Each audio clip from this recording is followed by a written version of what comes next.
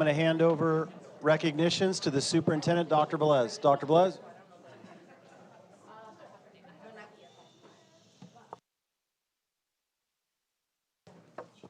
Well, good evening, everyone. I'm so excited to be here for this really eventful night. So I first would like to ask Melissa Chai to please come up, our very first student school board member.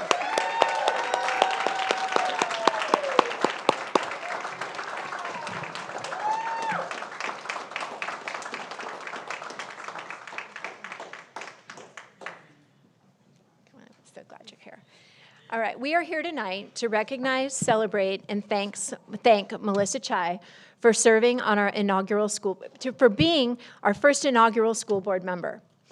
All of us who had the privilege to watch you and get to know you all feel a little bit like proud parents today, and I know your parents are here.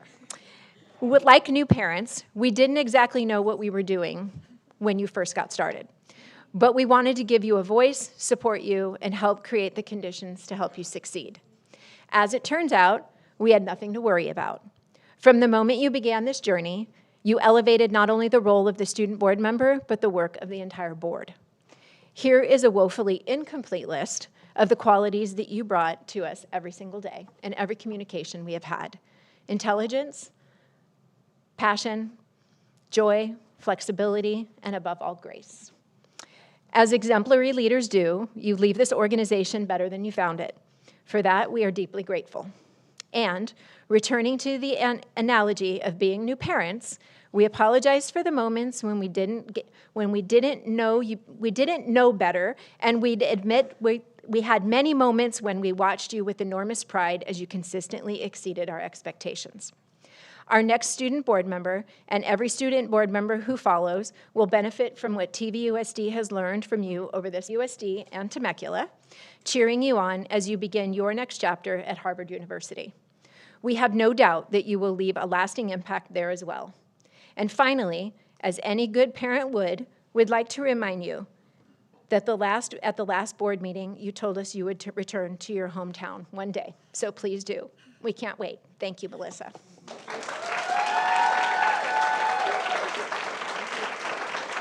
Oh my gosh. Thank you. My parents. Yes, yeah, exactly. Thank you. Congratulations. Thank you. Yeah, you can. Thank you.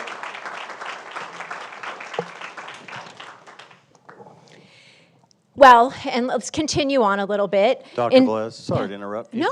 I think the whole board and staff should take a picture with Mrs. Chai right Absolutely. Let's do that first. there. That's important.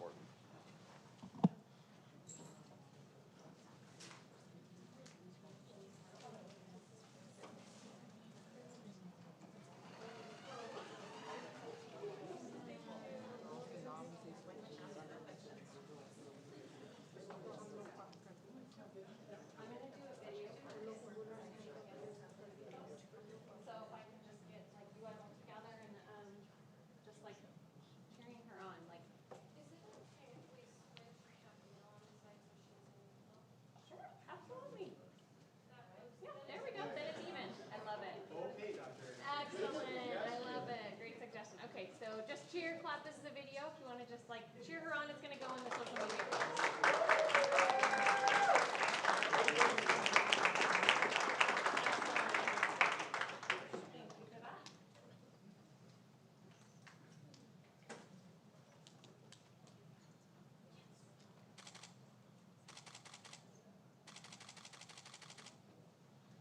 Excellent.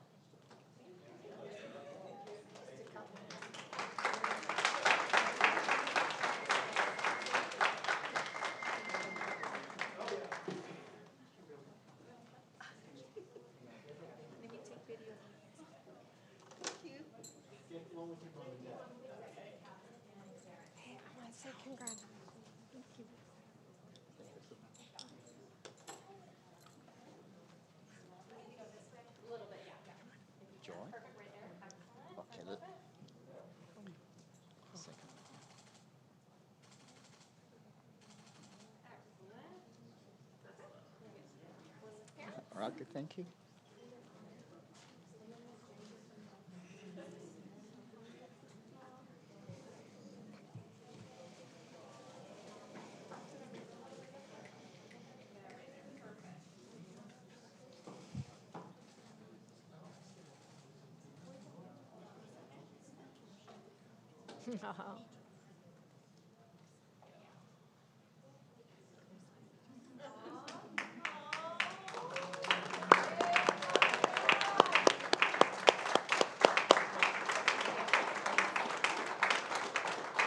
Thanks, Jody. Thanks, Dr. Velez and group.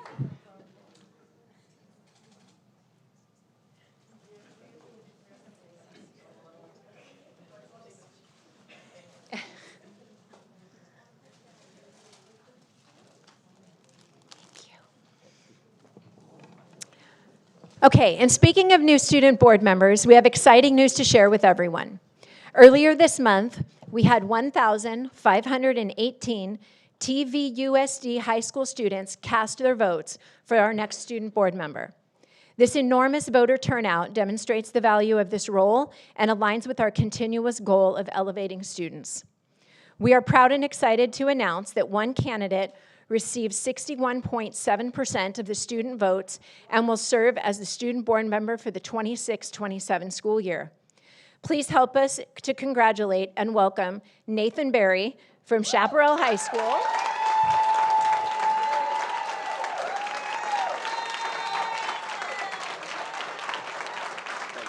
Of course, as our next student board member. Nathan is joined this evening by his parents, David and Stephanie, and his little brother, Jacob. Where are you? Oh, Jacob's not here. Okay. All right. We know Nathan will be a champion for student voice and create his own legacy. Congratulations, Nate. We officially will transition from Melissa to Nathan on July 1st, and I have no doubt that they will spend time planning and collaborating during this transition period. Thank you all, and congratulations. Thank you. I'm excited too. Thank you. Awesome.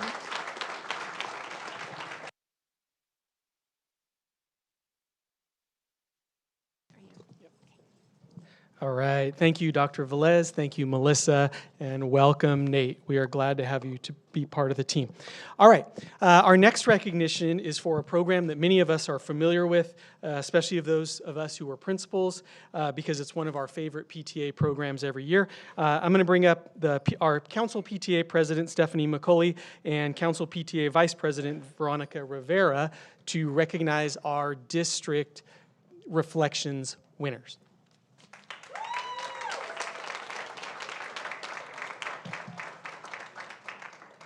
Hello. Tonight we are especially proud to recognize the students whose reflections entries have advanced to the state level. This is an incredible achievement and a true testament to your creativity, talent, and hard work.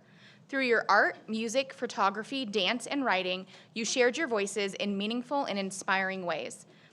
Moving on to the state level is not only an honor, but also recognition that your creativity stood out among many outstanding entries.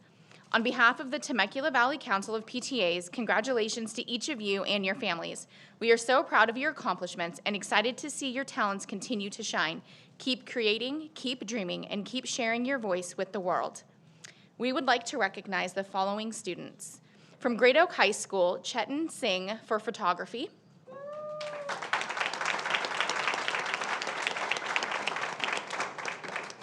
From Livornia Elementary, Hayden Chappell for literature. From Rancho Elementary, Aliyah Carlisle with dance. From Paloma Elementary, Stephen Bowman for music composition. And from Great Oak High School, Parker Larson for music composition and Emery Coonan for literature, who are unable to be here tonight.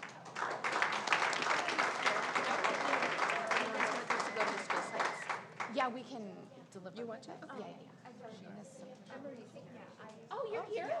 Oh, we didn't hear back from you. Oh, no, come on. Oh, yeah. All right, Emery Coonan, yeah. Just no Parker, okay. Yes.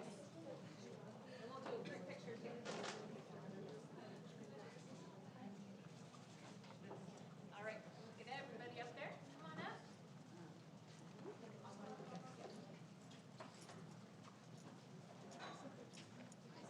You up there too?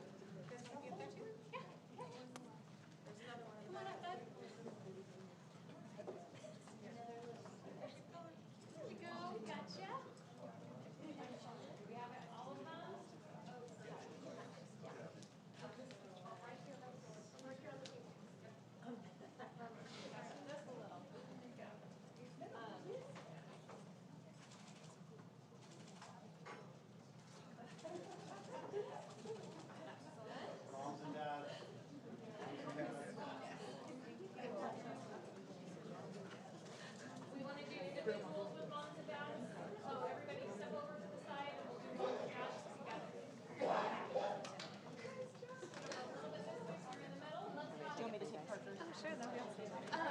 Yeah, yeah, yeah. Okay, that's perfect. I was gonna give it to Christy to bring the grade up to her. Okay.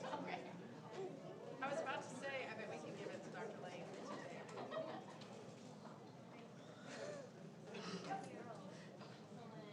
All right.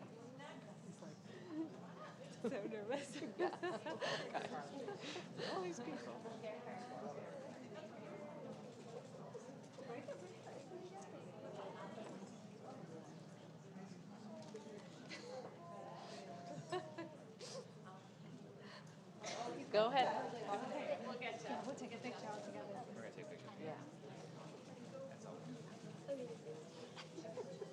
You did good.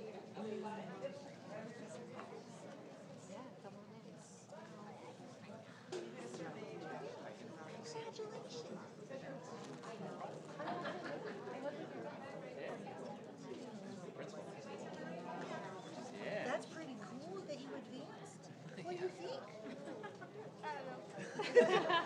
That's a fair answer, buddy. Fair answer. He's an artist. I was like, but get up there and get some pictures. Get some pictures.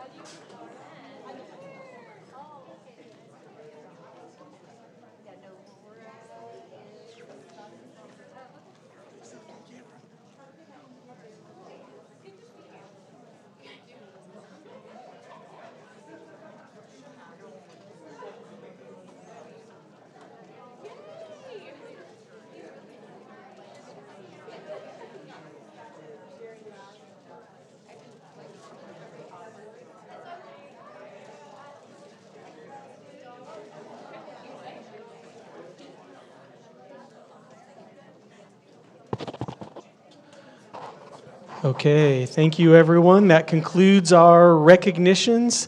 Thank you to those who were there for that. We will begin our regular session at 6 p.m.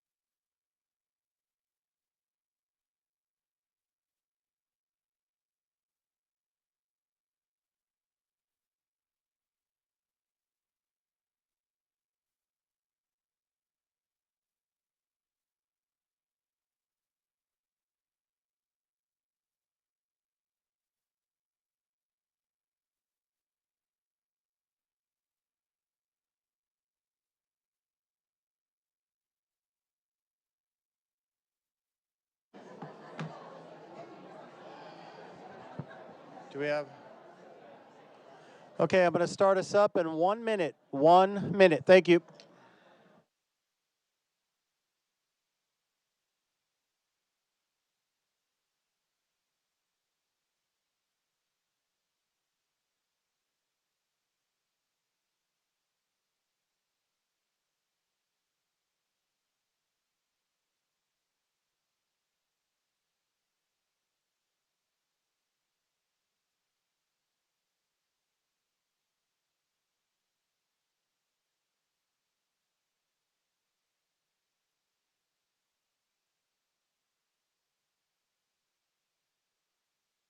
Does mine work?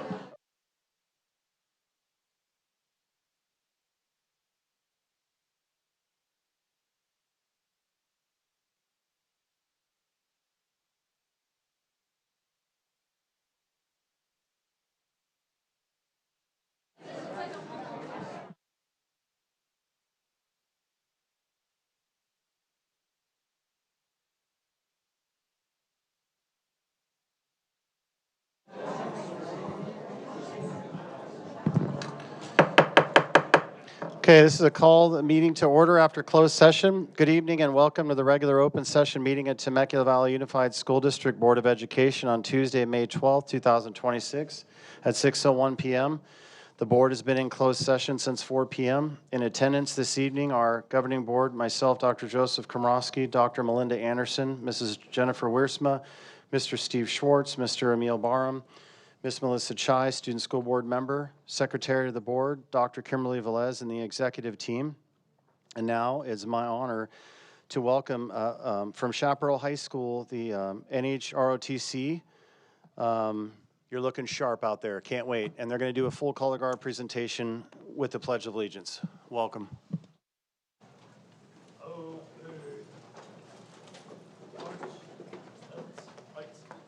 Please remove your hats. Thank you.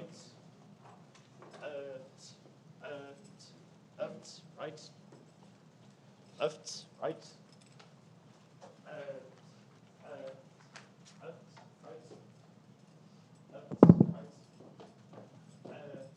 Colors.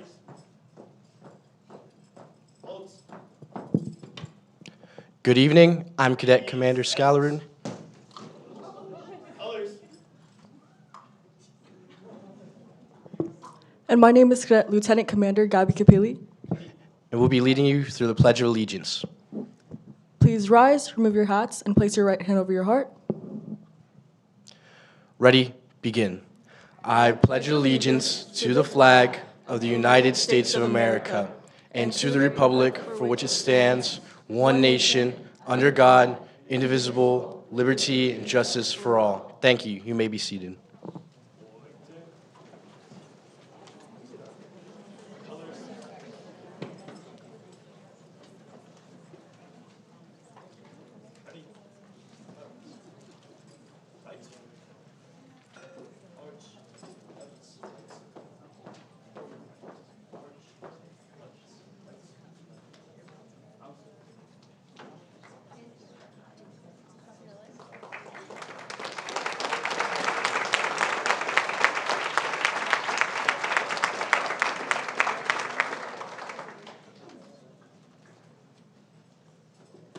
And we got something for you.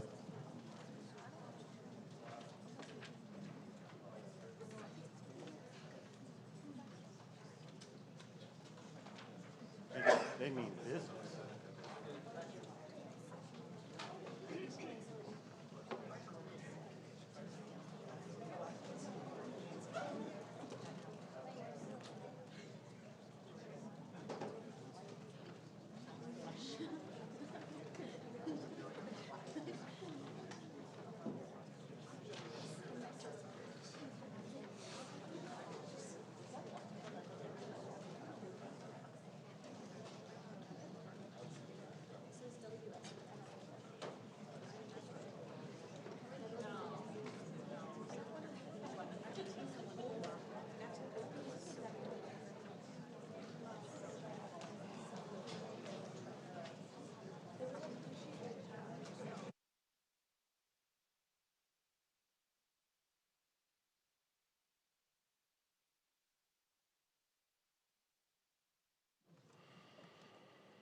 Okay, I have a board president comment. As board president, I'm proud to recognize and celebrate our exceptional TVUSD Health Services team during National Nurses Week. Shout out to all the nurses.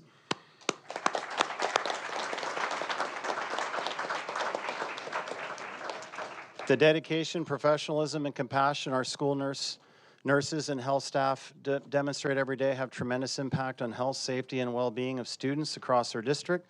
From attending more than 464 IEP meetings, wow, it's a lot of work, and developing over 2,000 emergency health care plans to train more than 1,200 staff members and caring for over 1,000 students daily. Their work reaches every corner of TVUSD. Our health services team continues to set a high standard of excellence through student screenings, campus safety training, staff support, and daily care provided to students across the district. Their unwavering commitment helps ensure that every TVUSD campus remains a safe, healthy, and supportive environment for learning. On behalf of the Board of Education, I extend my sincere appreciation and gratitude for this outstanding team for their dedication to serving our students, families, and schools. Thanks again.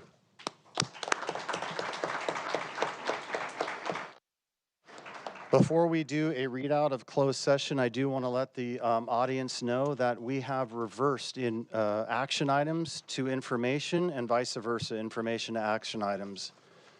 So, just 1 second here for the people listening online. Specifically, that means we have taken M, information reports, and pushed it to O, and pushed action items from O to M. Okay, so it'll be action items taken in closed session must be reported to the public once closed session ends. Today's closed session began at 4 p.m. The Board of Education took the following action in closed session. Dr. Anderson. Okay. Dr. Komrosky, could I just mention something to you and the audience? Sure. I noticed that some small gavels have been passed out, and I'm going to ask the audience to please not disrupt the meeting and cause the room to be cleared. So if that's just my request as a board member, I would like to get through the whole meeting without having the room cleared. That means speakers have to go home. So I think if we could just be respectful of each other, that's it. And then I'm going to start with the readouts now. Thank you, Dr. Anderson. Okay. Okay. It was moved by Member Schwartz and seconded by Member Anderson to approve the release of certificated temporary contract employees, ID number 299366, 321626, 365952, 345262, 365654, 324192, 352956, 368377, 365978, 328588, 366993, 266528, effective at the conclusion of the 2025-26 school year. The motion was approved 5-0. It was moved by Member Schwartz and seconded by Member Anderson to ratify and approve the settlement, approved with a vote of 5-0. It was moved by Member Anderson and seconded by Member Wiersma to ratify and approve the resignation agreement for classified employee 256586, May 4th, 2026. The motion was approved with a vote of 5-0.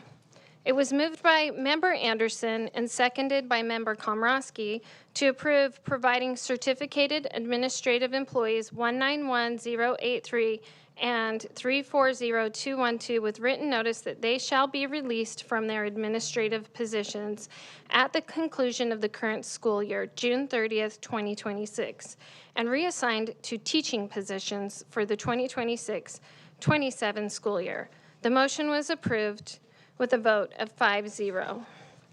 It was moved by Member Anderson and seconded by Member Wiersma to deny the claim for damages for HW, SW, and LW dated April 15th, 2026. The motion was approved with a vote of 5-0. It was moved by Member Anderson and seconded by Member Komrosky to approve the claim for damages for KS dated April 19th, 2026. The motion was approved with a vote of 5-0. It was moved by Anderson and seconded by Member Wiersma to approve the OAH decision for case number 202-510-1020. The motion was approved 5-0. It was moved by Member Anderson and seconded by Member Schwartz to approve, deny the request to cure and correct. The motion to approve was adopted with a vote of 4-1. Wiersma, yes. Anderson, yes. Barham, no. Schwartz, yes. Komrosky, yes. That's it. Thank you, Dr. Anderson. Now we're on to item L, recognitions, announcements, school-related organizations. Ms. Melissa Chai, for the last time, you now have the honors of presenting the student spotlights. Floor is yours. Thank you, Dr. Komrosky. Good evening, everyone. As your student board member, I have the honor of introducing tonight's Student Spotlight. Each month, we have the opportunity to highlight our amazing students from our schools who remind us why we do what we do. And just a friendly reminder, our spotlight speeches are limited to 3 minutes. First up, we have Chaparral High School.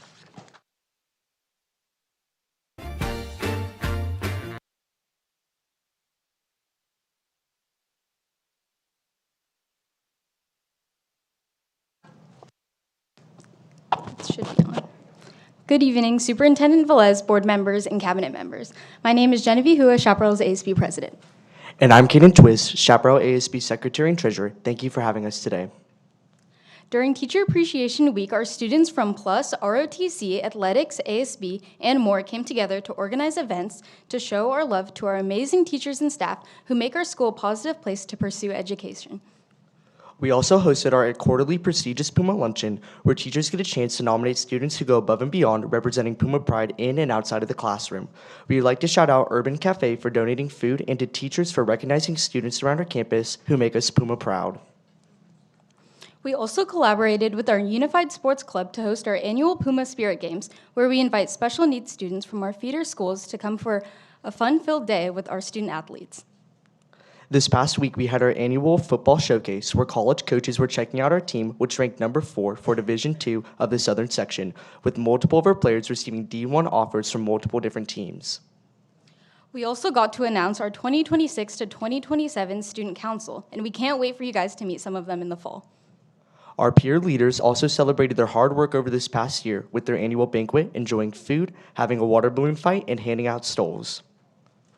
We would also like to recognize our seniors for receiving 138 awards totaling over $83,000 last night at Dollars for Scholars.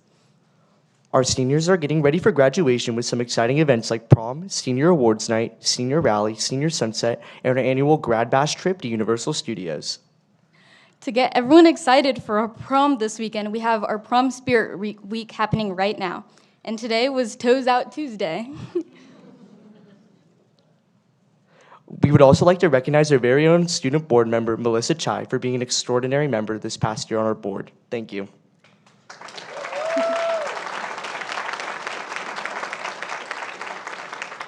We also want to give our final shout out to our amazing school resource officer, Deputy Bowers, and our friends at the Sheriff's Riverside Department for keeping our school and community a safe place to learn and focus on our education.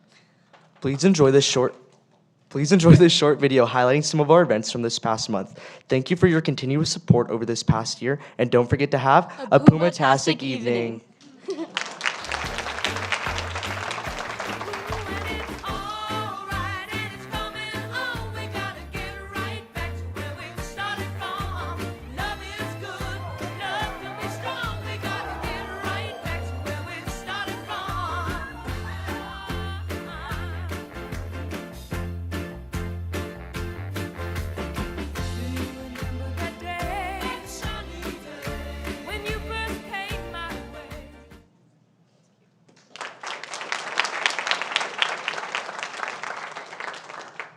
Thank you, Chaparral. Next up, we have Great Oak.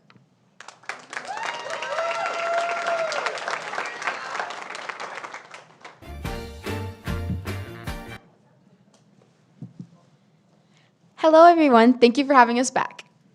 This is Cadence, and I'm Abby. Our students have been crushing it on AP and IB tests. Students have been leaving the exam rooms confident and proud. Last You're all good. Last week, GOHS Dance did their annual showcase. Our dancers on campus put on an incredible show. There were so many styles and so many students who went to perform, and it was truly incredible. Prom this year was a hit. The Richard Nixon Presidential Library was a great venue. Our students had a blast. The silent disco was definitely a fan favorite. Everyone had so much fun. This year we sold 1,200 tickets, which is really amazing. Peer leaders hosted their Because Nice Matters Carnival. Students from surrounding elementary and middle schools came to Great Oak and went to play games and attend a kindness pep rally. The Great Oak Blood Drive had 105 participants. We really saved lives, Wolfpack. The GOHS Variety Show proved a great opportunity for students to be able to showcase their talents. It was a night to remember. I'm excited to introduce you all to Noah Gabeta. He will take over my position next year with Cadence and Amina. I'm so grateful for the last 2 years and the opportunities this position has provided me, and can't wait to see all the great things that they will do together. Great Oak hosted a track and field unified games. It was a stellar day with surrounding high schools and even some middle schools. That's it for us. Have a great summer, and we'll see you in August. Don't forget to hashtag Be the One.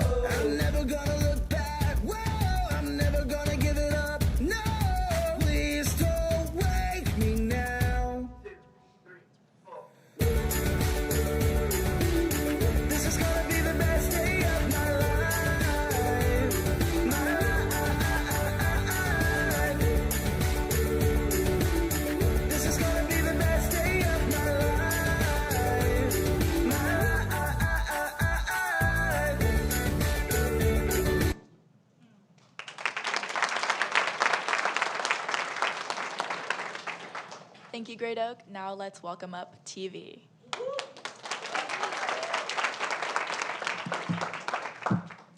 Good evening. This would be our 15th and final student spotlight. I'm Kenzie. And I'm Megan. It's so surreal that the year is ending, and this will be our last time speaking in front of all of you. Next week is our annual recognition rally, and it's a Teen Beach movie. Our recognition rally is an awesome opportunity to honor all the accomplishments of the Golden Bears from throughout the year. Tonight, we've got a little teaser for the year in review. You don't mind if we brag for a moment, do you? It really has been an amazing year. Our dance program has had an excellent year at Rivals. They finished second and took crowd favorite. All 3 levels of our choir received superior ratings in competition. Shout out to Ruby Anderson, who was selected to participate in All-State Festival. Also, the Golden Singers in the Advanced Choir received a gold rating at the Forum Festival, placing 3rd overall. They performed for the last time this Thursday at their spring concert. We honored our prom royalty several weeks ago. It was so exciting to see Ella Vollmer and Eliza Combs crowned at the dance. They're both a part of our dance program and such amazing, bubbly people. Just recently, we finished up our lunchtime intramural tournament of Capture the Flag. We had 8 teams competing, and it's a little surprising how much running Capture the Flag requires. A bunch of our baseball and basketball players were a part of it, and they were looking winded. The championship went to Team Ian and them. Like all the schools, we celebrated our staff last week during Staff Appreciation Week. The highlight was our mascot, Gordon, walking around campus and giving out hugs to our amazing teachers and staff. Well-deserved kindness. Just recently, a number of our video media arts students earned awards in the DigiFest Film Festival. These were the same from the film festival hosted at TV. If you have a chance to see Beyond Reality, Aaron's Metaverse Mission, you should take it. The students earned a standout award for their awesome film. It had special effects, great acting, and very creative story. And some first-place award recipients for photography and animation, with Millie the Cat, a short film, included a variety of animation styles from all the students involved. TV had a truly standout year in athletics. We had 4 CIF championships, 6 league championships, including boys and girls soccer and beach volleyball, and some impressive state tournament runs. Our boys water polo team won state, stunt cheer earned a back-to-back league championship and then won CIF, placing 3rd in the state, and then our boys wrestling team won their 38th straight league championship and won both the dual and individual CIF tournament. Our baseball team won league with an undefeated season going 15-0. That's the first time that's happened since 2000. Coach Merrill, the varsity coach, was part of that group 26 years ago. We are so grateful to have been able to represent our school for the past 2 years. It's been a fantastic school year, and for our final farewell, go Bears!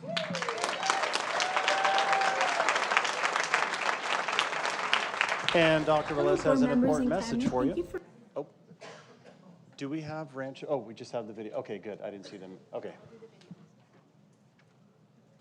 for having us here today for our final ASB Spotlight of the year. My name is Leolani and I'm Sophia. We are student leaders from Rancho Vista High School. Since mid-March, our campus has been full of engaging activities and opportunities for student connection. In March, we hosted our annual school-wide egg hunt, where students exchange their eggs for prizes or Minga points, which they can spend at our Minga store. In April, we held a week-long Find a Carrot hunt, where students searched campus for carrot fidgets created by our manufacturing and design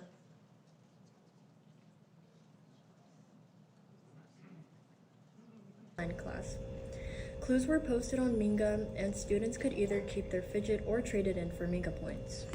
Also in April, we celebrated our third quarter credit crunchers with a pizza lunch, recognizing students who earned all their credits. We would like to give a big thank you to our nutrition services for providing the food. Prom Spirit Week was a huge success with our Time Flies theme. Each day highlighted a different decade, including the 80s, 90s, and 2000s. It was exciting to see both students and staff participate. We would also like to give a huge thank you to TVHS, ASB, and Mr. B for including us in their prom. It was truly a night to remember for everyone who attended. In May, we celebrated our principal, Mr. Schlotman, for Principal's Day and all that he does for our school community. Last week, we hosted one of our most beloved events of the year, our Rancho Vista High School Culture Festival on May 6th. Staff, students, and our incredible district supporters from Accountability and Assessments and Student Welch Culture. These events continue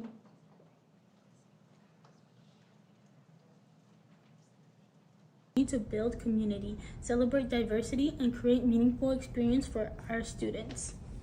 That concludes our final update of the year. Thank you for your time and continued support.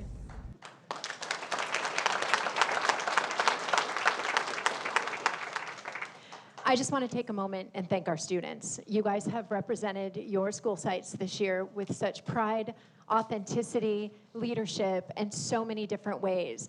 You've brought truly the spirit that happens at each of these high schools to this boardroom and really reminds us of the work that we do. So for those of you who are moving on, congratulations in your next step. I know we will see some of you next year, but truly from the bottom of my heart and from the school board, thank you again for bringing life to this room every year.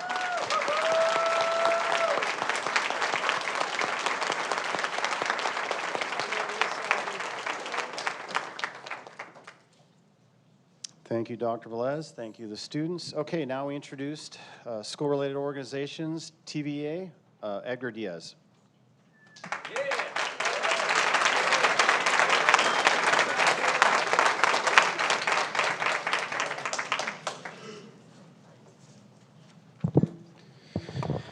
Good evening, board, staff. Happy May, towards the end of the year. We are getting back to the time where we get to celebrate people and the students that have done the work for years and years. This is the last class that I have graduating from TVUSD that I taught, and then my memory as a teacher, poof, disappears as a student. It was great to see a lot of them at the awards for scholarships yesterday. Was that yesterday? Yeah, it was yesterday, yeah.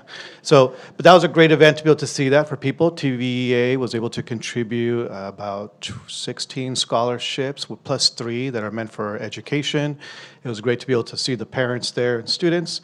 And then the amount of work that the teachers are going to be doing, what the educators are going to be doing to celebrate our students and parents at the close of this year, involved with graduations, with promotion, with being able to celebrate the quality of work that our students have been able to do and complete with the task for the year, is just something that we truly enjoy.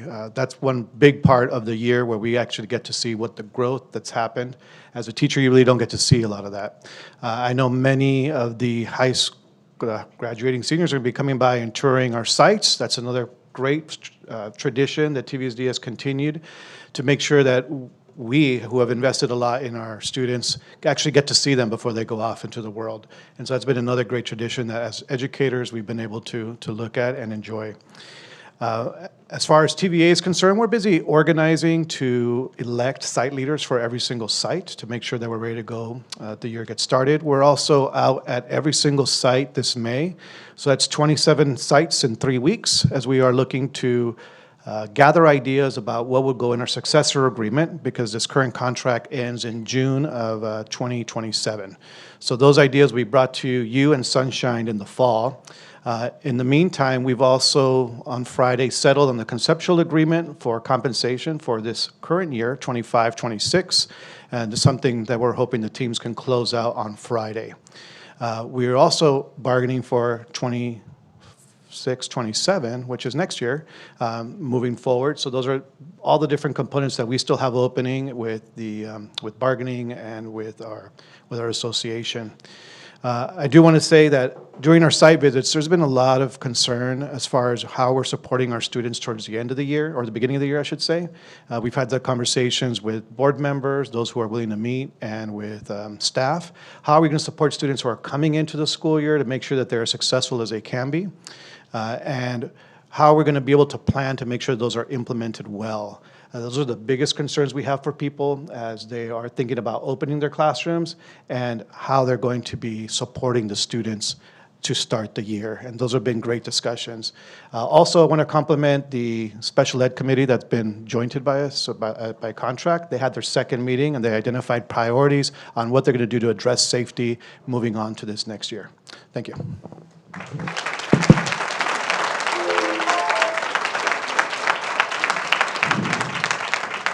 Next up, Kevin Pahlke from CSEA.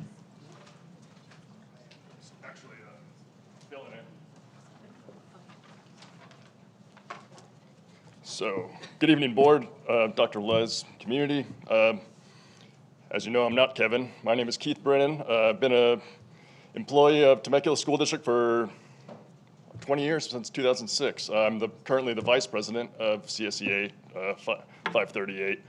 Thank you for giving us time to speak. As I'm new in this role at CSEA, I continue to learn the inner workings of the union and responsibilities that come with representing our members. During my time as vice president, I hope to strengthen our chapter, ensure fair and equitable representation for our employees and departments and all classifications. While I'm here this evening, I'd like to recognize that next week, May 17th through May 23rd, is Classified School Employee Week. Classified employees play a vital role in the overall success of the district, help ensure safe, supportive, and effective learning environments. During this week, we don't only recognize classified employees at TVUSD, but throughout the state. The many volunteers throughout CSEA have fought for many years for simple rights like workplace safety, summer pay equity, retirement provisions, work hour protections, paid time off, wages and benefits, professional development and career opportunities, and school funding. The list goes on and on. These accomplishments are a testament to what we stand for, knowing that students thrive or classified work, which is the CSE. Thank classified employees who help make this district a great place for students, staff, and the community. Their dedication, professionalism, and commitment are deeply appreciated. Finally, we look forward to continued discussions at the negotiations table as we continue to negotiate for the safety and wages of our classified workers here at TVUSD. We are hopeful that we can conclude the current contract so we may move forward with our next contract negotiations. Thank you.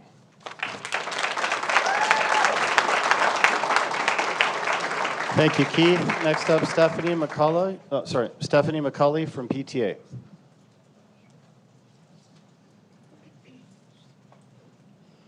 Good evening. My name is Stephanie McCulley, and I'm the president at Temecula Valley Council of PTAs.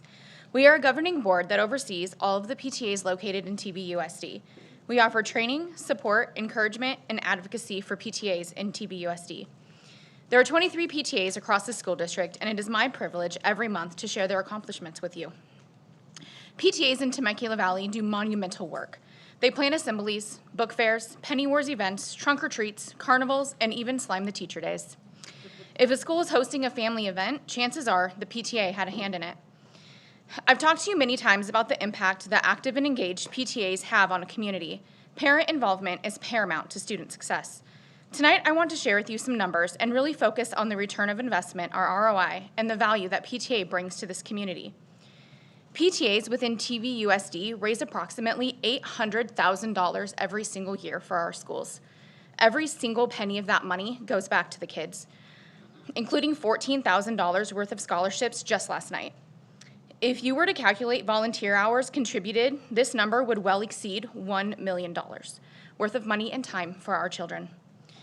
I'd like to take this opportunity to thank the many, many PTA volunteers within TVUSD who take these contributions and turn them into the magic that defines PTA. Without our volunteers, PTA couldn't have the tremendous impact that we do. Thank you.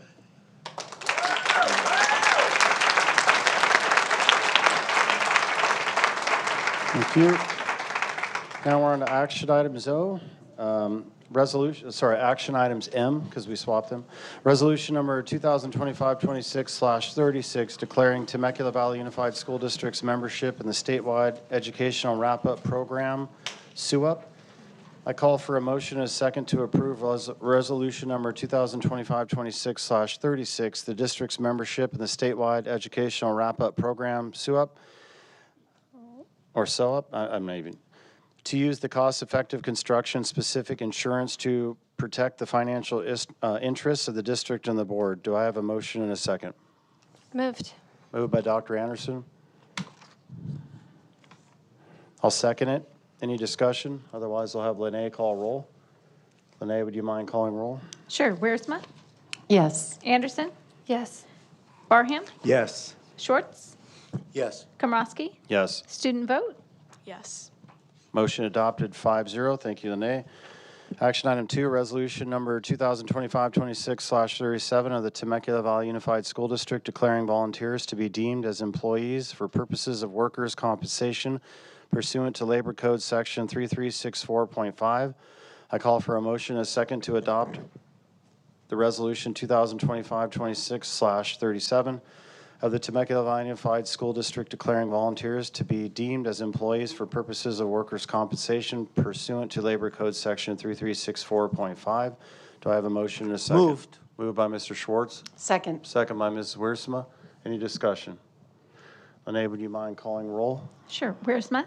Yes. Anderson? Yes. Barham? Yes. Schwartz? Yes. Komrosky? Yes. Student vote? Yes.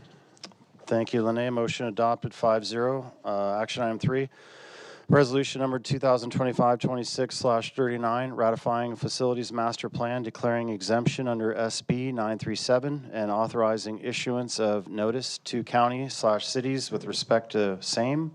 I call for a motion and a second to adopt this resolution number 2025-26/39. Do I have a motion and a Moved. second? Moved by Mr. Schwartz. Second. Seconded by Dr. Anderson. If there's no discussion, I'll have Lene call a roll. I see 2 mics lit up. 3 mics. Okay. Lene, would you mind calling roll? Wiersma?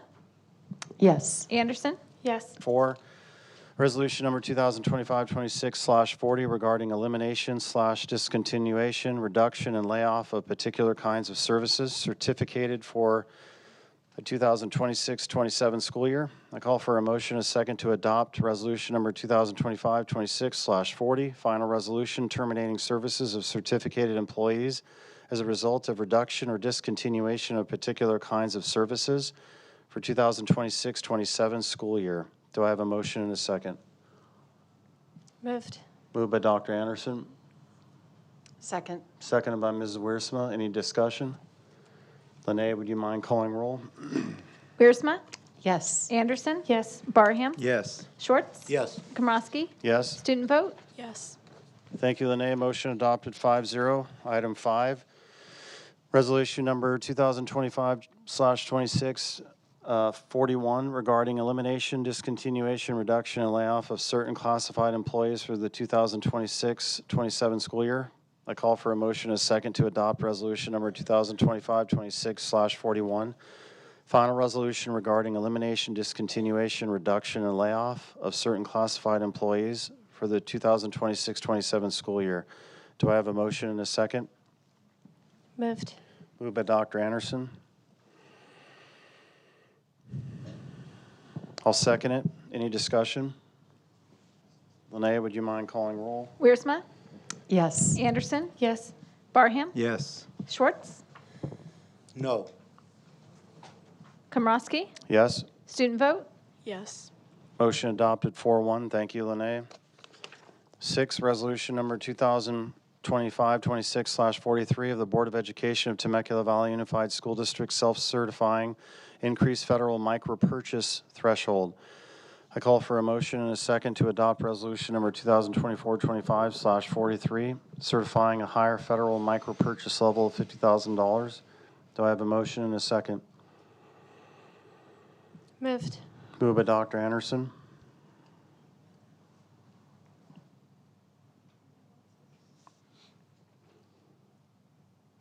Well, maybe this motion dies.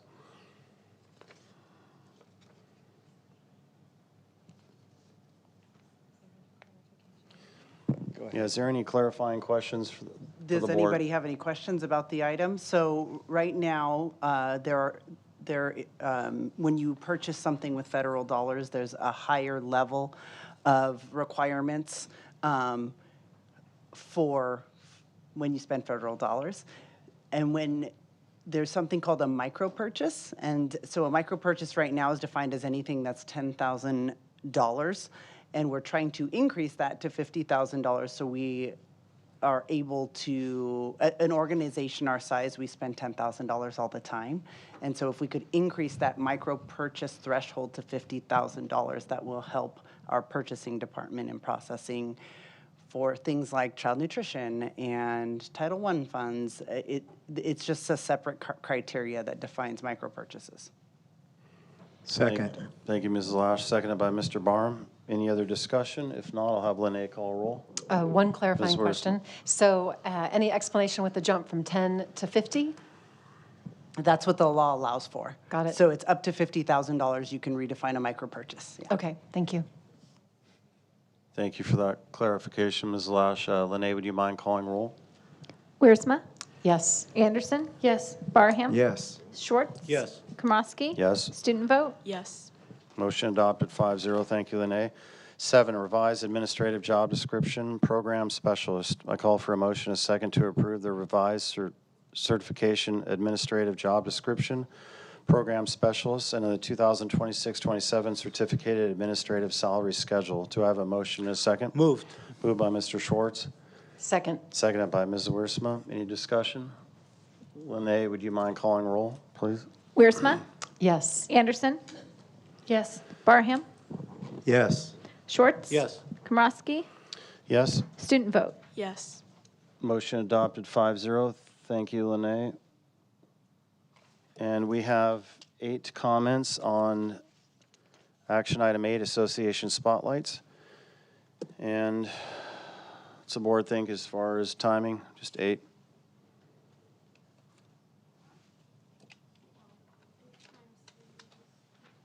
Yeah, let's hear them all. 3 minutes. I'm up for, I'm up for hearing them all at 3. Board consensus, we'll hear them all. Welcome up. First up is Ashley, followed by Leslie.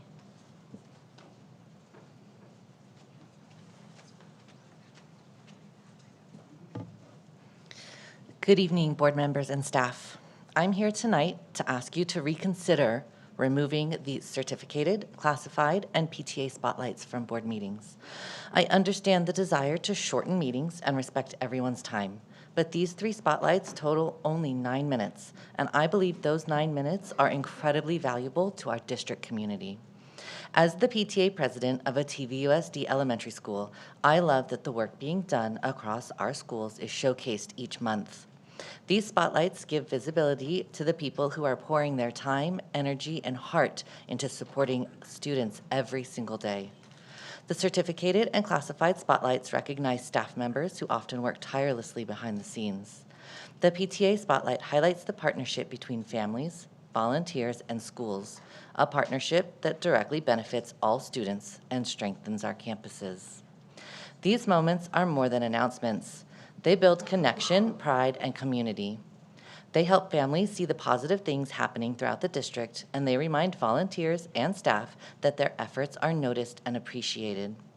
Board meetings are not only about completing business efficiently, they are also one of the most visible opportunities to celebrate the people who make this district special. I would encourage the board to consider whether saving 9 minutes is worth losing a meaningful opportunity to recognize and connect with the community you serve. Thank you for your time and consideration. Next up is Leslie. Leslie, followed by Sarah.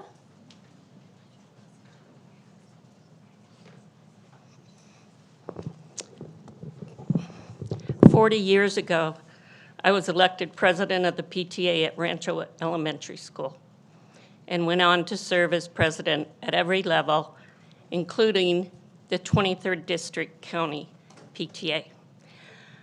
I'm appalled that I've sat through 719 school board meetings.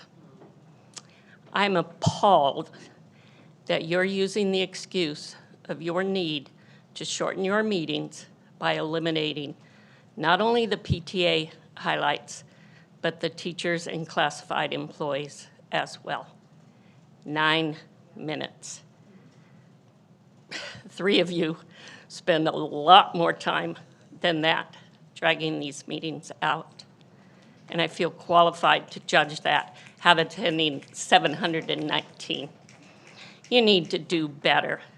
You heard from the Temecula Valley Council PTA president this evening, $800,000 that they have donated, and we are in a budget crisis, and you don't think they deserve 3 minutes to highlight the work that they do? I continue to be members of Tony Tobin, Vail Ranch Middle School, and Great Oak High School PTSA. That's a commitment. I am asking you to make the same commitment. Don't do this. Do better.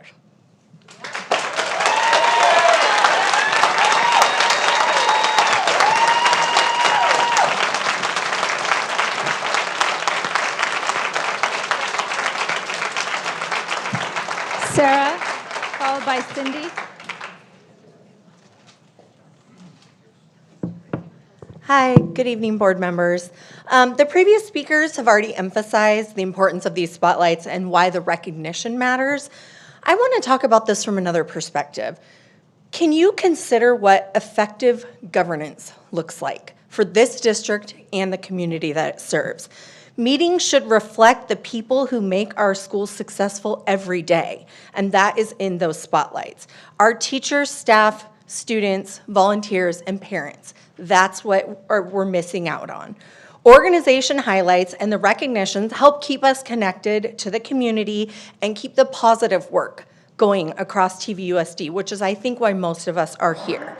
So removing these spotlights may save 9 minutes, but it also removes opportunities to recognize the very people that are showing up for our students. There's only 5 of you. There's tens of thousands of us. Let us be heard and recognized. The parents and staff that take the time to attend or watch these meetings online, they care deeply about our schools. I mean, we really could think of other fun things to do on a Tuesday. We want to feel represented and heard, and we want to feel valued by those of you that serve us. Silencing these spotlights causes division, and that frankly needs to stop in this district on this board majority. I hope that you as the board will reconsider this agenda item, continue making space for the people and programs that bring our community together, as that's what we need. Keep the focus on students, parents, staff, teachers. You will probably discuss this tonight longer than the 9 minutes it takes. I know it took longer than 9 minutes to get the agenda approved tonight. So let's leave the speakers in.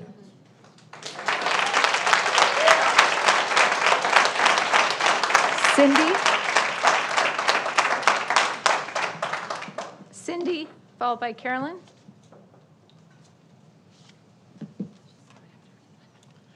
Good evening.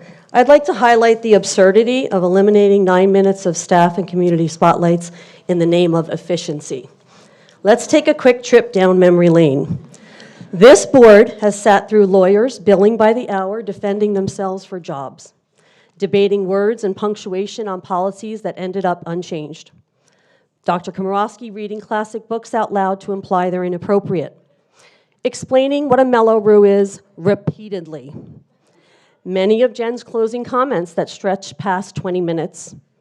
Jen playing gospel music during her closing comments. Countless minutes across several meetings just to decide how long public comments should be and where they should be. Outsiders being allowed 3 minutes to create content for their social media.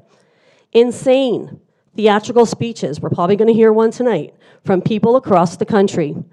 And speeches about every boogeyman story that was out there having nothing to do with student achievement made by people that Jen and Joe have summoned from outside of our community. But sure, 9 minutes of updates from teachers, classified staff, and parents, that's the problem. Taking away the voices of TVEA, CSEA, and PTA is not efficiency. It's the wrong solution to a problem that this board has created.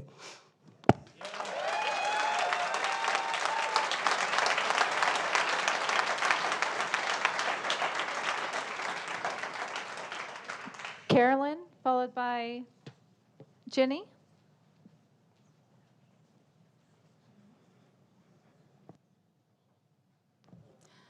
I am disappointed that you're removing 9 minutes of important information from the agenda by eliminating the organization spotlights.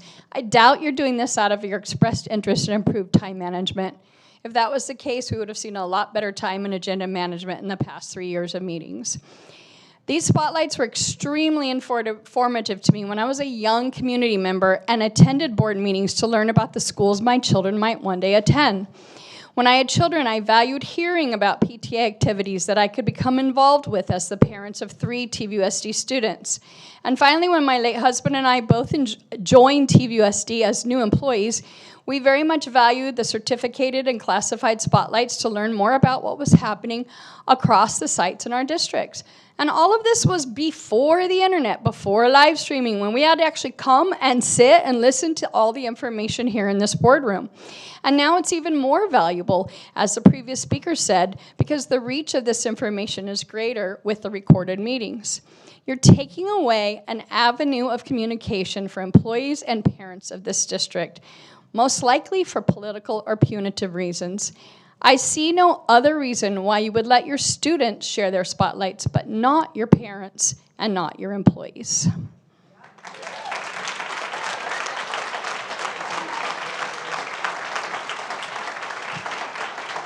Jenny, followed by Lindsay. All right. So, you do not want to hear from employees or parents. You are supposed to serve. We've been here before. If you want to shorten meetings, how about you all stop bickering and get back to the business of supporting the school district, its students, families, and employees? How about you stop threatening to sue each other? How about you cut your board comments, which never have anything to do with academics, athletics, or extracurriculars? How about we stop allowing people from Oceanside, Glendale, and Florida and stick to TVUSD stakeholders as speakers? How about 2 of you keep your online comments to yourselves instead of insulting and sexualizing students, causing an uproar in the community, which then brings parents and students and those affected to come out and teach you how to care and respect for our students. There are a myriad of ways, in fact, there are many, even a multitude of manners to shorten this meeting without censoring the voices of those you are supposed to serve. We, the certificated and classified employees, along with parents, are actually the ones serving students day in and day out. Do not silence us.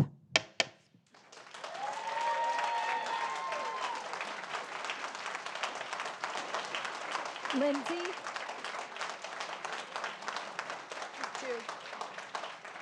Lindsay, followed by Edgar.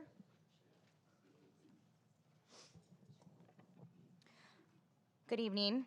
So let's just call this what it is. This has nothing to do with reducing the length of board meetings by 9 minutes. The real issue seems pretty obvious. Certain trustees do not like hearing from the TVA president or association representatives, so instead of openly disagreeing with them, they want to eliminate the spotlight entirely.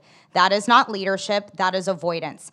These association spotlights are one of the few structured and transparent opportunities for teachers, classified staff, and PTA representatives to communicate directly with the board and the public about what is actually happening on our campuses. I was so delighted this evening to hear that we raised $800,000 that I would never have been aware of had I not heard from that PTA president that just spoke. I lost my place. Anyways, it's fine. They provide insight into staff morale, student needs, campus successes, and real challenges facing the district. Those voices matter. At a time when this board constantly talks about transparency, collaboration, and engagement, removing stakeholder voices because meetings run long sends the exact opposite message.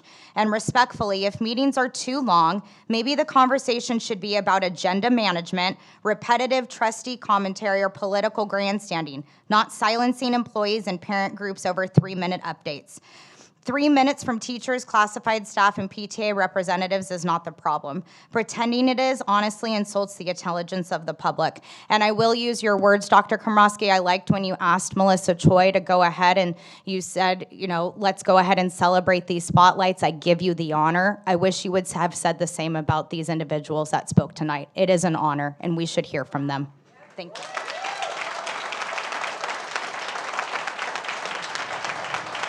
Last speaker, Edgar Diaz.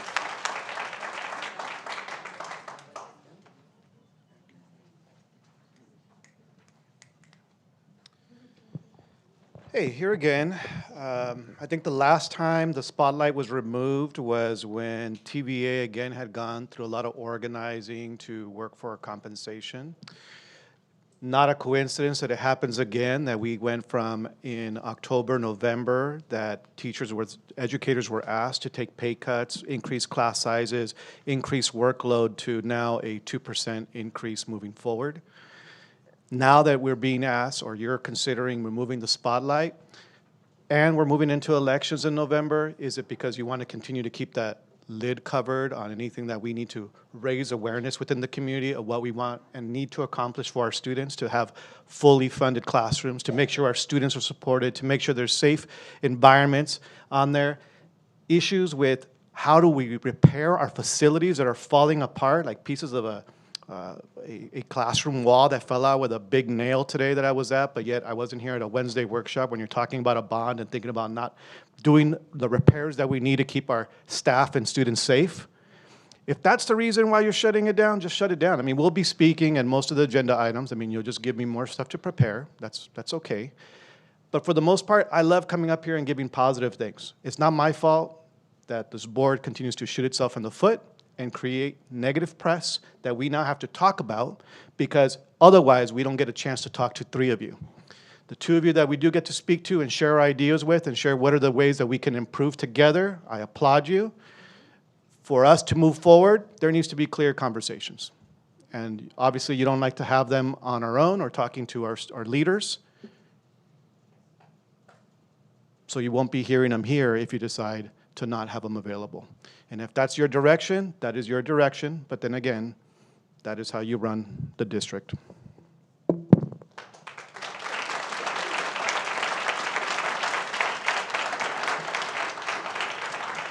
Dr. Anderson? Okay. I created this policy last year. It was my original spotlight policy because I do believe that recognition matters, and I still do. PTA, TVEA, CSEA, staff, parents, volunteers, and community partners all deserve to be recognized. But I believe that we should be willing to improve the format when there is a better way to reach our community. Board meetings are full, and public engagement with meetings is limited. Right now, I've been watching the public engagement, and while all these speakers were speaking, we went between 125 viewers to 161 viewers that actually listened to the speakers. Tonight is a really high night. Usually we're below 100. I watch every meeting to see how many people are listening, and they're usually around 90 to 100. A spotlight during a meeting may only reach a small audience, while an online spotlight could reach thousands of families. I'm potentially up to 27,000 families through like our Friday Spotlight or Friday Flyer. So this isn't about eliminating or disrespecting any group. It's actually about making recognition more visible. Because like I said, we're at 151 right now versus 27,000. More accessible and more meaningful while Please be respectful of the speaker. keeping Thank board you. meetings focused. Excuse me. While keeping the board meetings focused on business that requires board action. Thank you.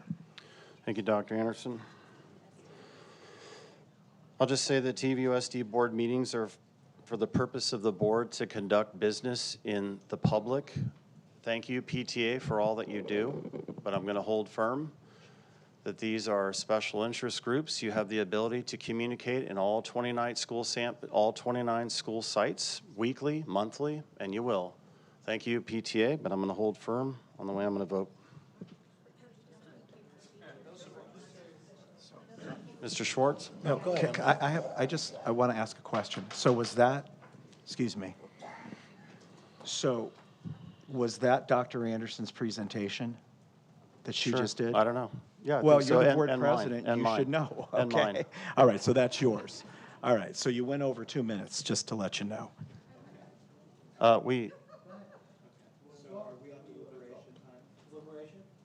Go ahead, but it was Mr. Schwartz first. Yes.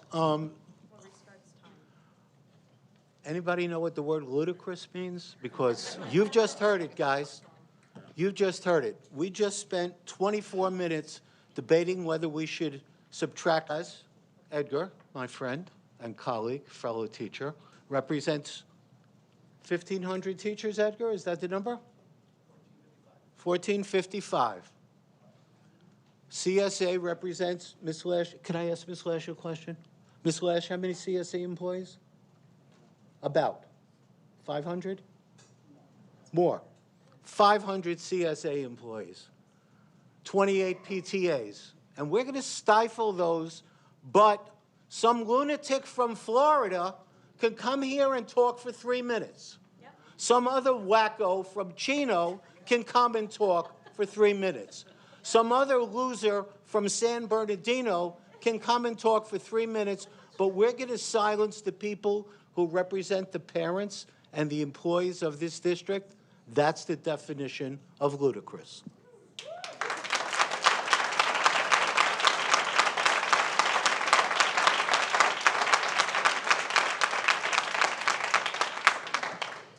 Any other speakers? Mr. Barham. I want to address this proposal directly because the stated rationale efficiency does not match what is actually happening. We meet once or twice a month to conduct the public's business. We just received a raise in our stipend. And we're told that removing these spotlights of our most important stakeholders, teachers, classified staff, and parents, will help shorten meetings. But even if every one of these groups speaks, which is not typical, we're talking about roughly 9 minutes. 9 minutes is not what's keeping us here. What is concerning is the pattern. We have seen this before. We have already limited deliberation. We have restricted agenda setting so that trustees are capped at just 2 agenda items. And now we're considering incidents. When you limit what can be brought forward, limit how long it can be discussed, and then start removing stakeholder voices, you're not solving a time problem. You are narrowing participation through dictatorial means. This is a breakdown in governance, and that matters because this board does not exist for convenience. It exists to do the public's work fully and openly, even when it takes time. If efficiency is truly the goal, then we should be willing to examine the items and practices that actually consume hours of meeting time. But focusing on a few minutes of stakeholder engagement does not solve that problem. It just removes the voices. And whether intended or not, it raises serious questions about priorities. What are we choosing to protect, and what are we willing to cut? It's about deciding who gets heard. You three do not value our stakeholders.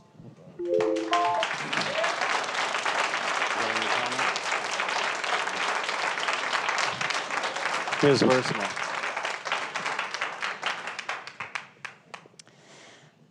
There's definitely a lot more context here than is being offered. Not every district has spotlights, but I will say I was surprised to see this on the agenda tonight. I will also say that we do value all of our stakeholders, and at times we have seen Mr. Diaz up here 5 and 6 times during a meeting. So at the end of the day, there's always opportunity to be heard. And we could talk a little bit about, at times, the bully pulpit and what's gone on in the last 3.5 years, but in the interest of time, I'm not going to go there. Here's what I'd like to offer, and it's actually consistency with what I talked about a couple of years ago, and that was a quarterly spotlight. If you look back at the history of this discussion, that's what I advocated for several years ago. Why don't we take it to 4 times a year? And I'm going to stick by that tonight. I don't know if my colleagues are open to that, but I think that could be a great way to go. It worked before.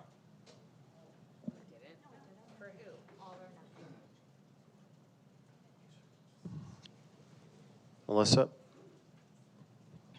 Yes, thank you. I would encourage the board to carefully consider the value that these spotlights provide before removing them.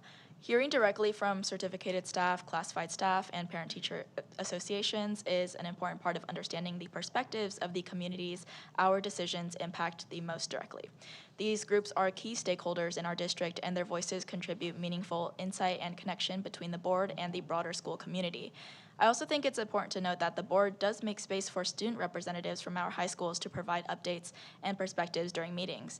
If we recognize the value of hearing from students, I believe the same principle should apply to teachers, staff, and parent organizations as well. After all, this is a board of education. While I understand the desire to improve meeting efficiency, I do not believe eliminating a few minutes of stakeholder input at the beginning of meetings is the most effective solution. These brief updates provide transparency, engagement, and community connection that are well worth the time. If meeting length is a concern, I believe there are other procedural or operational ways to improve efficiency without reducing opportunities for constituent voices to be heard. That's all.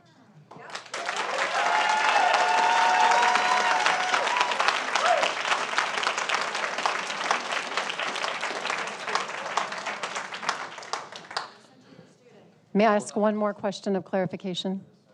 Okay. Dr. Anderson, you want to speak again? Did you get consensus for a second round? Oh, yeah, we don't do second round. One. We presented, and we presented, and we can do sorry, we're on our first round. You've spoken, but we presented. Yeah, So Dr. Anderson, This would be my comment, right? yes, Okay. it would be. No, I'm good. We're still locked in at 151, and I do think we can make this more, these spotlights more efficient. That's all. 4 times a year? I'm willing to go with Jen 4 times a year. Sure. I mean, I was hoping for 27,000 views, but if you guys want 4 times a year, I'll do that. Can you clarify what that means, the 27,000, because I wasn't clear? That's about the amount of students that we have. When we send out our Friday flyers and our emails, that's about the reach we get through our online Friday spotlights or something. That's been the number that's been thrown out to me. So it's fine. Like, you guys, All right, the I'll board can propose- decide. I support what the board decides. I'll propose a motion to have them 4 times a year. Do I have a second? I will second that. Second by Mrs. Wiersma. Lene, would you mind calling roll? Wiersma? Yes. Anderson? Don't we get to discuss your amended motion? We We just- get to we- discuss your amended motion. We just did. No, we didn't. You had a first round. motion. You amended the motion. Let's do this. We get to discuss it. Does the audience want to stay in the room? That's your first objective warning, that gentleman in the back with that little hammer, Brian, just to let you know. That's your second warning. Will you please have him removed for objectively disturbing the board? All right, thank you. We're going. We're gonna. If the audience can't calm down, we're just gonna go into recess. All right. We get to discuss the amended motion. For clarity's Thank you. sake, we can say that for the motion to continue 4 times a year, what are you proposing? The next meeting, starting the 1 times 4, or from now, 3 Whose meetings time are you from on, now? Doctor? Mr. Barham? Whose time are you on? Mine, thanks. The clock is not running, Mr. so Barham, I yeah, don't we can run understand it. what you're That's doing. fine. Take a minute off, Lene, it's fine. And Mr. Barham, don't interrupt anymore, thank you. You don't Well, have the floor. get your meeting back on track. You don't have the floor. Get your meeting All on right, track. I'm going to Point put of us into order. recess. We're into recess. We have a recess. If you can't act like a professional, we'll go into recess. Meeting on track. You're not on track.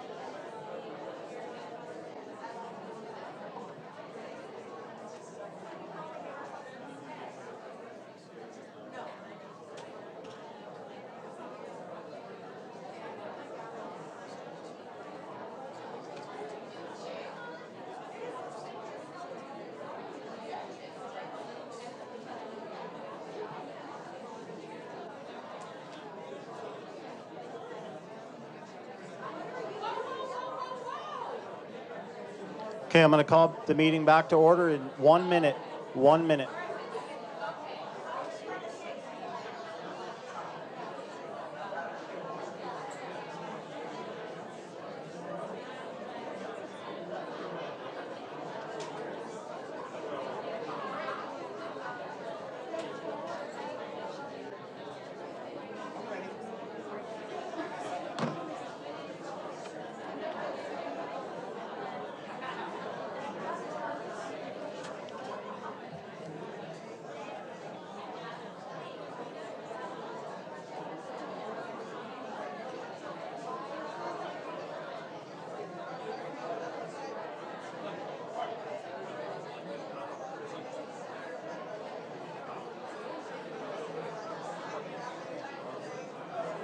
All right, are we moving on?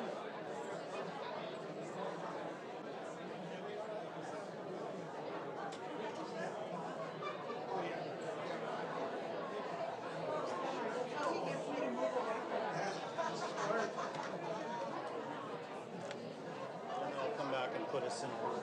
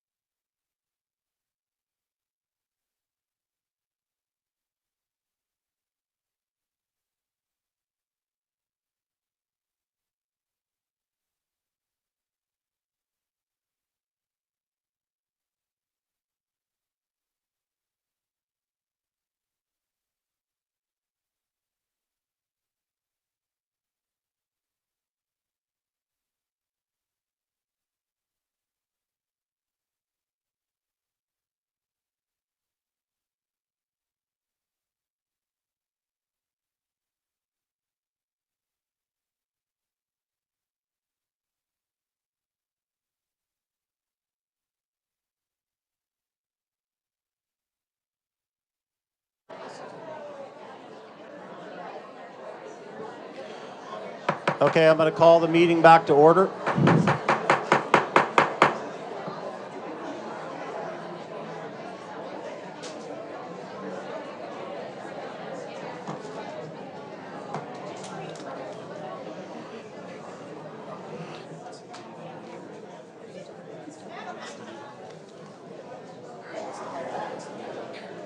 Where are we?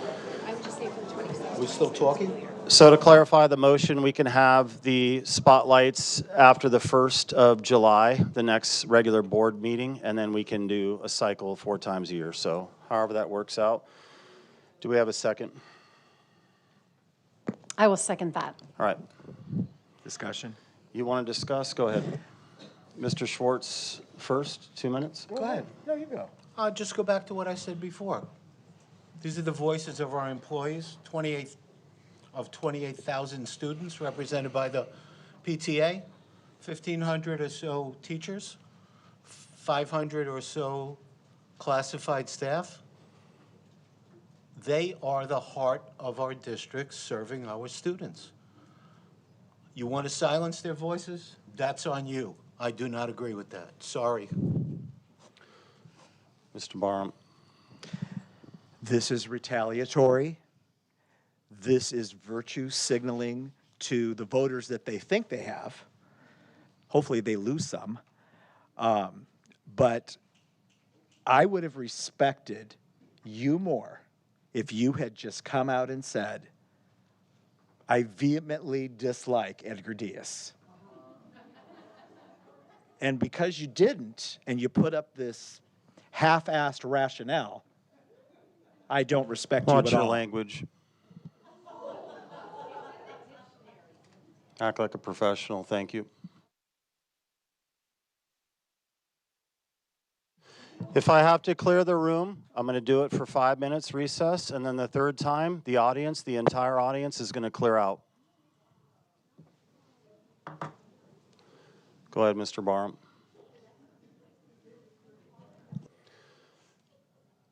Who was that? You want to stand up and let us know who you were so I can give you your first warning? Thank you. Thank you. That is your first warning for objectively disturbing the board. Thank you. Thank you.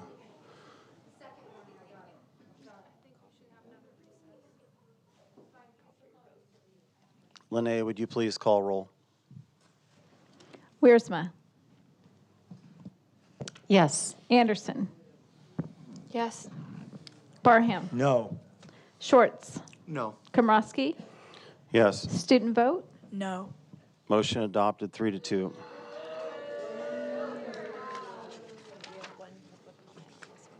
But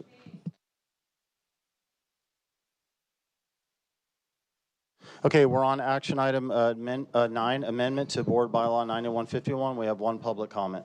Nathan Barry.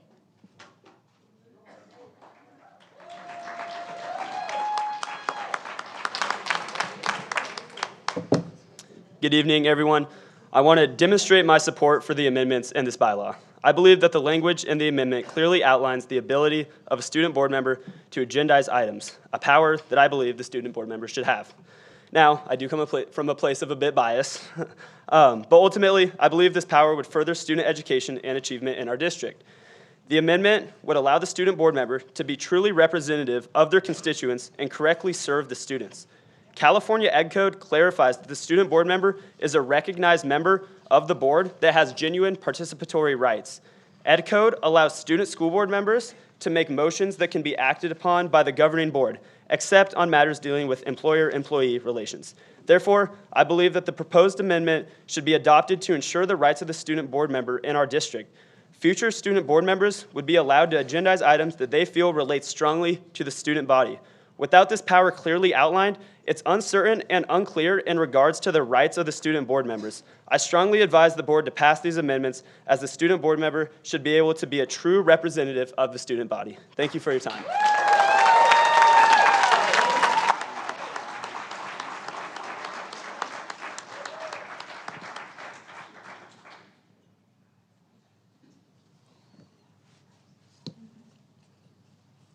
Any discussion? I need to present. Go ahead. Thank you. So I brought this forward because I believe in student representation strongly. The legislature, when defining the role of a student board member, talks about their power to deliberate, their power to vote symbolically. It omitted any power to agendize, which means to me that we have the flexibility to allow that power. There's nothing that says that we cannot do it. And for me, a system that gives a student board member no pathway to get items on the agenda is weak governance. We are here for the students, and I even spoke with Dr. Velez a few weeks ago about, she runs the, with the student board members, she runs the Superintendent's Council, which focuses on operational items. But we also talked about the student board member and maybe a small group of kids taking what goes on in the Superintendent's Council and transferring that to policy making and more involvement in governance. And we shared a lot of commonalities there. So bottom line for me is I want, this student board member is seated equally with us. They are seated equally. The legislature points out certain powers, but I want this student board member to be as effective as possible in representing the student body at large that elected him. Thank you.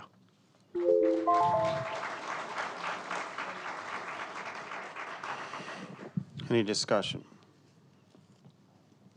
Dr. Anderson. Yeah, just Ed Code 35145.5 already says that the student board members have the right to place an item on the agenda. The superintendent and board president will continue to decide whether that actually that item is within the board jurisdiction. So I don't oppose this because it's already in Ed Code.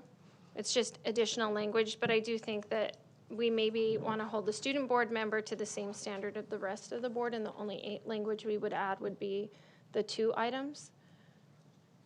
That's my only suggestion, but I want Melissa and I want Nathan to know that you, Ed Code supports your right to agendize items already. Mr. Schwartz or Mrs. Wursma? Or even Mr. Barham. This is the first round of discussions.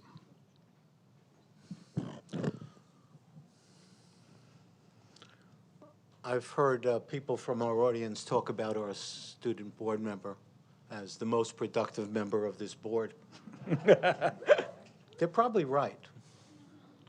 And I've spoken with Melissa myself. I've spoken with Nathan myself, and I think it's important that we hear not only what they have to say, but if they have something they want on the agenda, that it be put there. Sometimes I'll get an email from a student about the restrooms or the lunch or the shade structures, and I will pass it on to the principal. But there are other issues that they think are important that could come through the student board member and get put on the agenda. So I'm all in favor of giving the next student board member, whoever it is, whether it's Nathan or whoever after him, the power to agendize items that are not forbidden, like employees or dismissals or contracts or things that are closed session items, but anything that we discuss in open session, student board members should be able to put those items on the agenda. They're old enough. Some of them are voters too, so we need to give them their voice.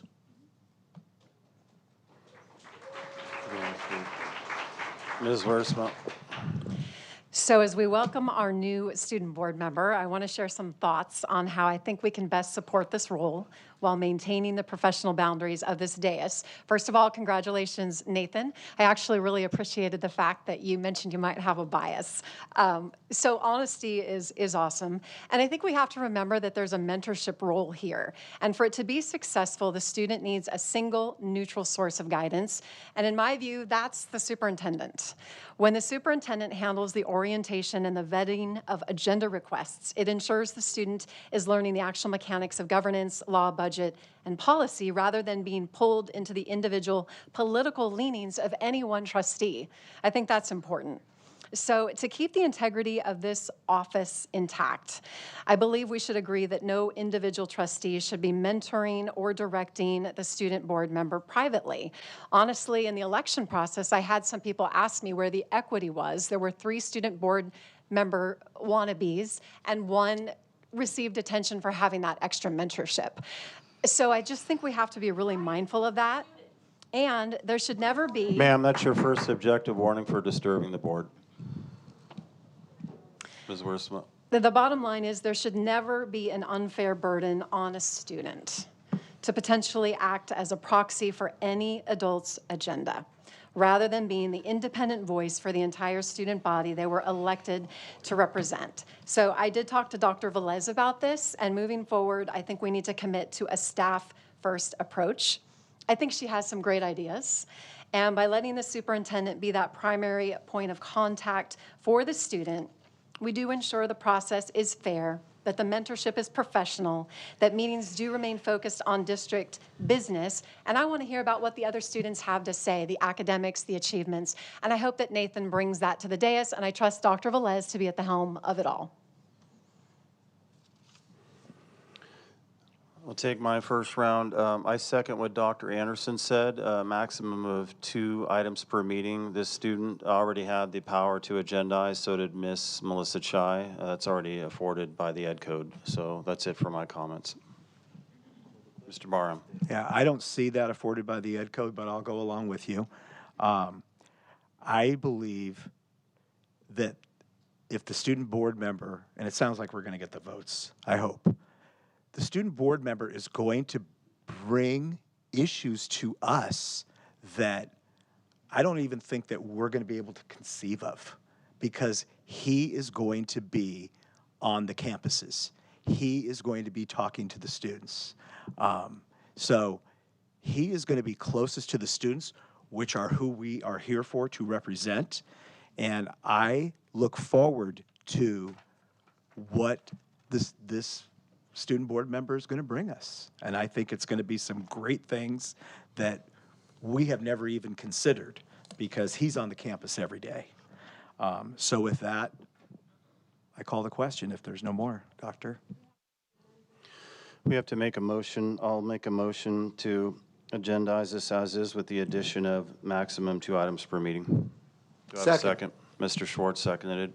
Lene, would you mind You calling know what, roll? Doctor, I think it's in the, you mind? I think I made that in the, because it's in accordance with the bylaw, which that bylaw that I cited is 2 agenda items per meeting. It's already in there. Fine, you can make the motion. I'll second it. Yeah. All right. I have Then- one more question, point of clarification.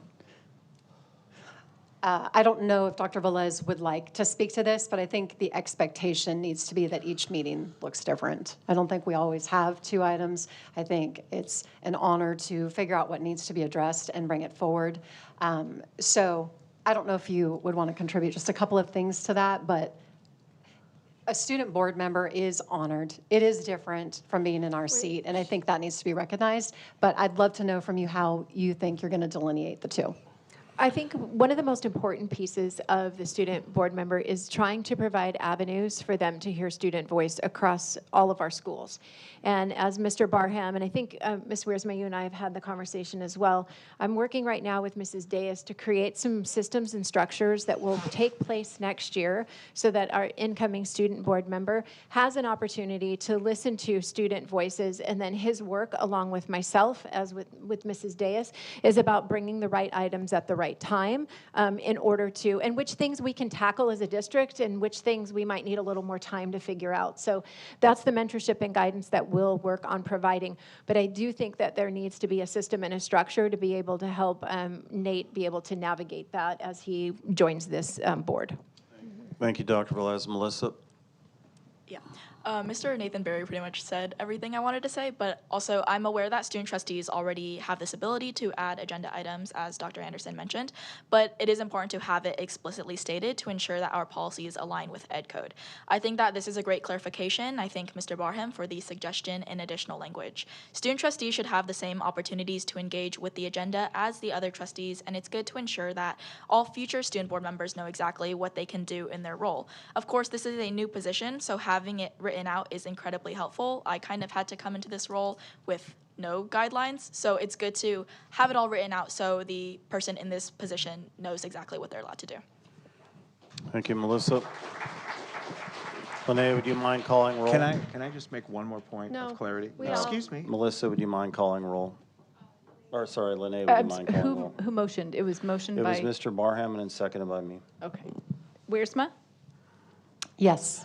Anderson? Yes. Barham? Yes. Schwartz? Yes. Komrosky? Yes. Student vote? Yes. Motion adopted 5-0. Thank you, Lene.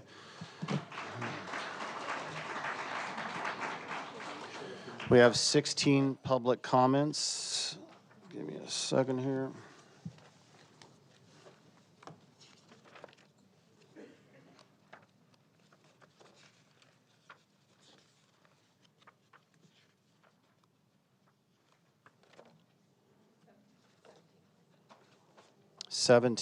Okay. So we can ask the board, I'm up for 30 minutes total. And we can, that's just me and one board member, and then hash out the time per.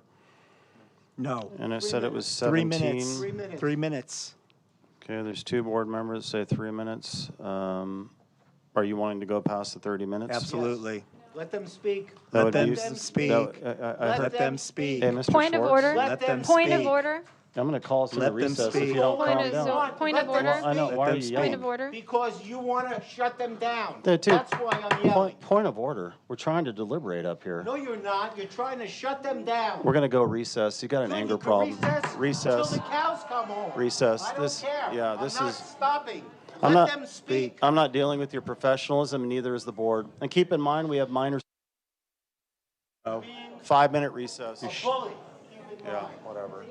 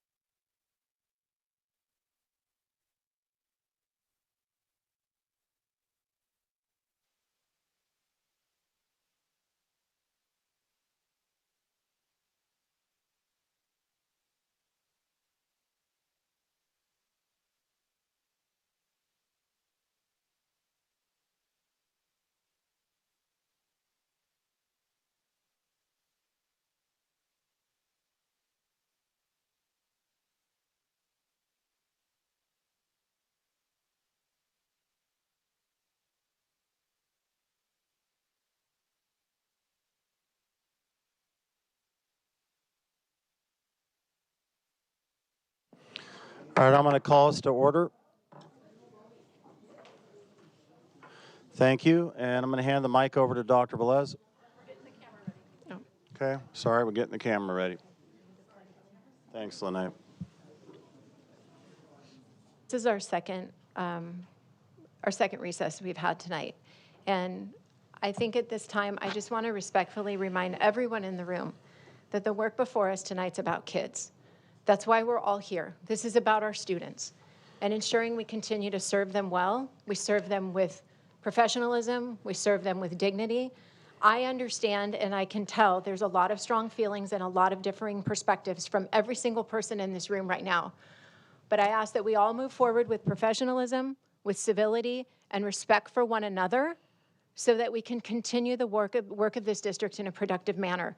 There is a lot of items on this agenda tonight that need to be approved for the district business to move forward. So I just ask for everybody in this room their cooperation with that tonight. Thank you, Dr. Velez. At 3 minutes apiece, it's 51 minutes total. At 2 minutes apiece, it's 34 minutes total. And at 1 minute, it's 17 minutes total. Board consensus. We have 2 with 3 people. We know that. I'd like to advocate for 2 minutes for 17 people. That's 34 minutes, just 4 minutes past the half-hour mark, and everybody's heard. We have 19 now. Okay, that puts us just past the 30. Okay. And anyone that's attended a board meeting knows what I'm going to say. The same thing I say every meeting, 2 minutes. I'll say 2 minutes. We have consensus. We have 19 speakers. Lene. First up is Jack Callahan.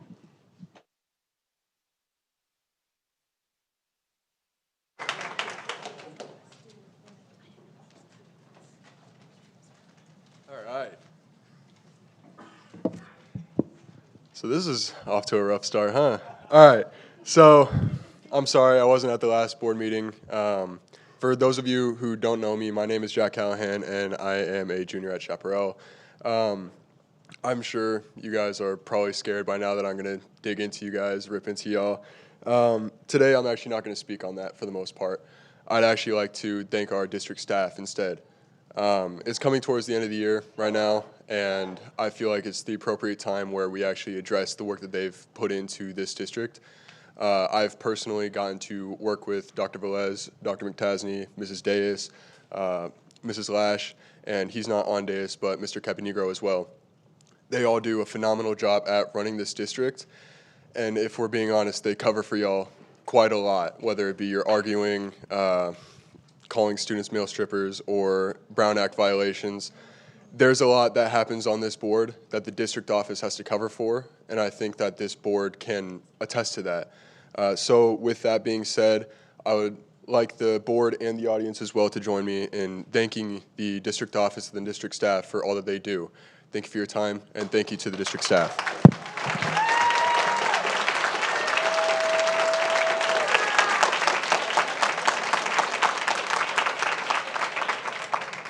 Next up is Emil Barham, followed by Steve Schwartz.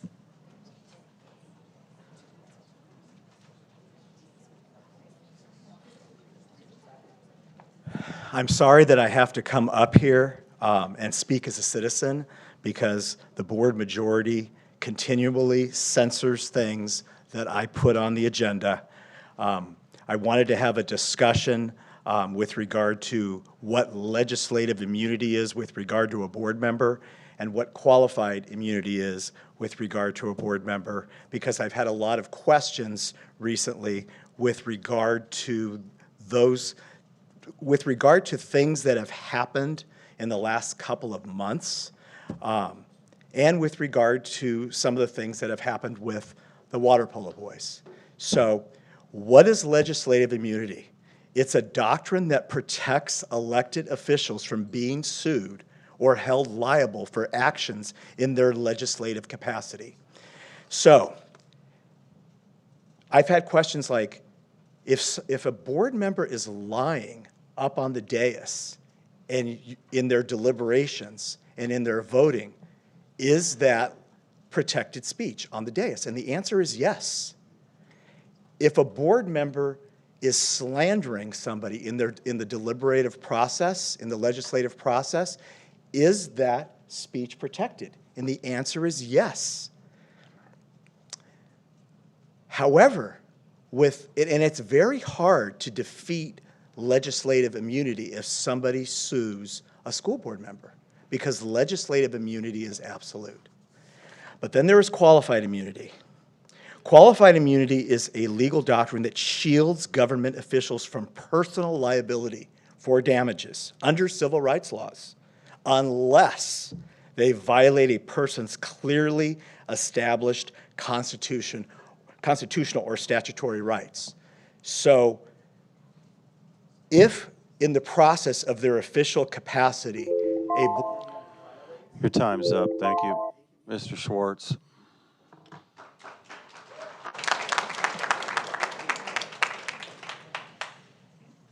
I want to start by apologizing to the audience for my anger. However, if you sat on this board...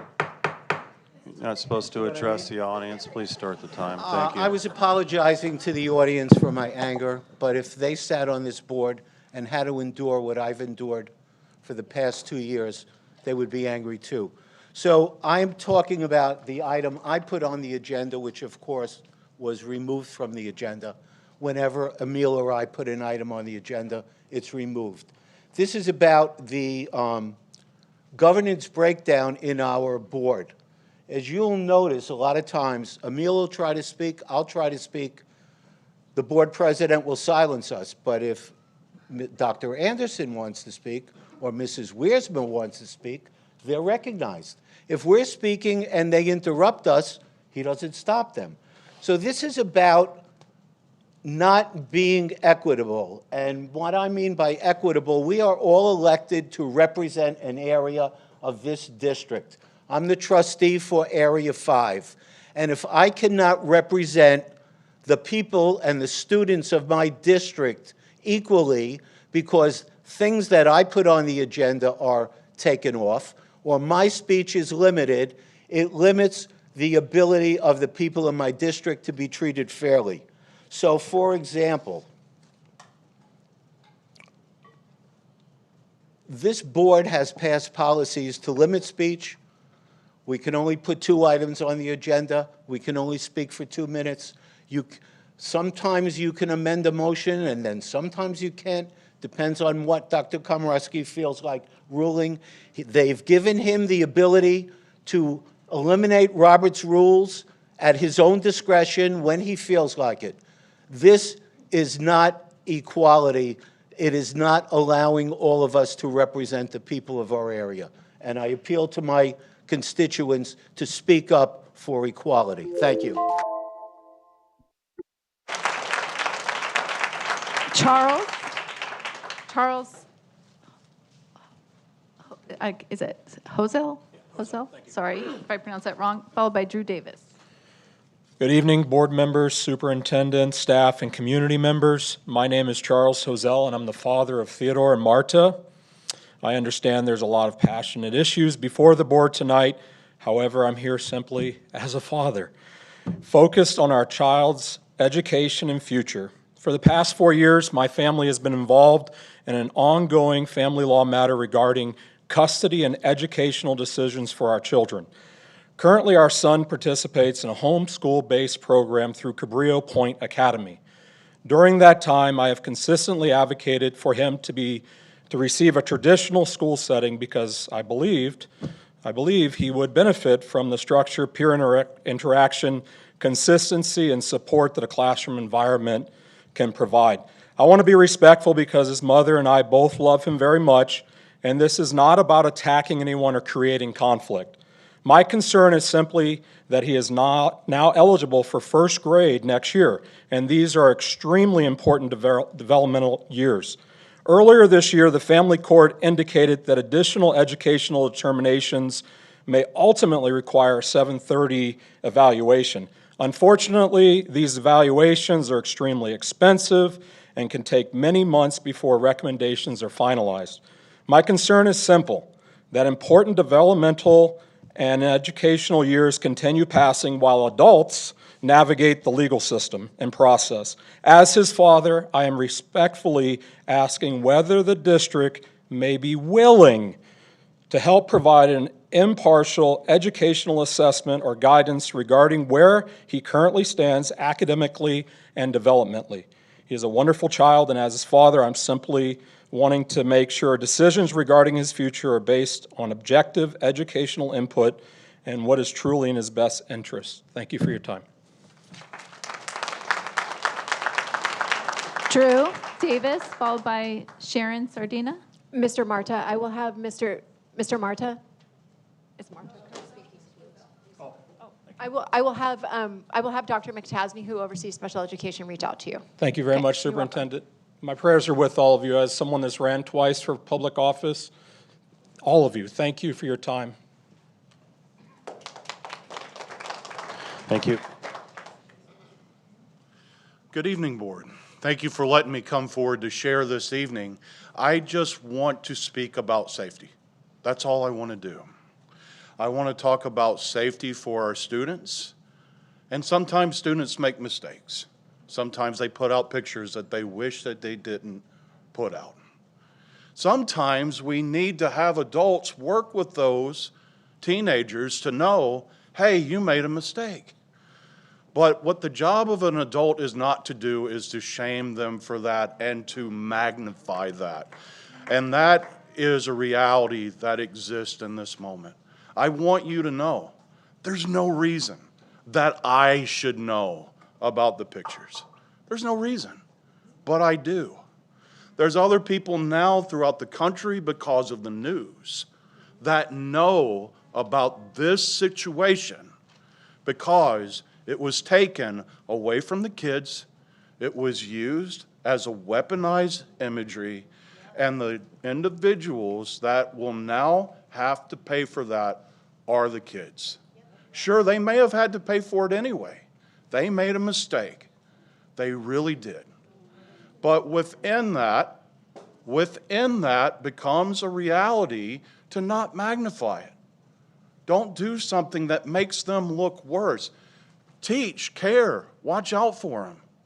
But don't magnify them and use them as a weapon to attack other people and then in turn also attack them because of what happened.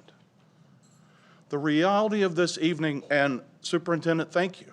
You shared this is about caring for the kids. And that's what I want to share within this. Now, I've seen some heads nodding. I don't know the complete information. I don't. And I have to admit that. I don't. But what I do know is there was a picture. It was taken away. It was used by another person without anyone's consent. And because of that, kids are harmed in a way that they should have never been. Thank you so much for letting me share.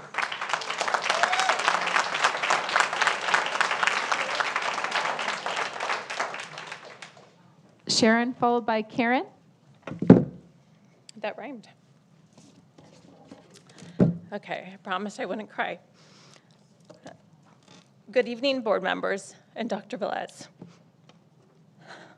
My name is Sharon Sardina. I came here tonight prepared with notes and statements, but honestly, I want to speak as a mother of the boys in that picture. For the last 2 weeks, I have watched my son carry the weight of comments made by adults, Jen and Dr. Komrosky, who should have known better. Comments that publicly compared him and his teammates, minors, to OnlyFans performers in Chippendales. These are kids. Kids who work hard, kids who represent their school with pride, kids who are scholar athletes, kids who trusted the adults, such as board members around them, to protect and support them. But instead, they became the headline on your social media post. What hurts the most is not just the comments themselves, but the complete lack of compassion afterward.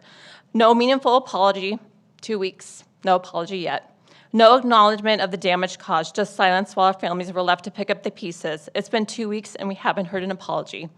As a mother, I cannot explain the heartbreak of watching your child feel embarrassed, humiliated, and exposed because adults in positions of leadership chose to make public comments at their expense. My son should be worried about grades, friendships, and his future, not whether a humiliating public comment made by adults will follow him online, affect opportunities, or become something attached to his name years to come. In today's world, things online do not disappear. Colleges see them, employers see them, people share screenshots forever, and I have them. And while some may want to dismiss this, I can assure our family will not dismiss this. We will take the appropriate action that needs to be taken. It has affected real children, real families, real trust. What message are we sending our students when the very adults expected to model professionalism, ethics, and digital citizenship instead publicly shame them?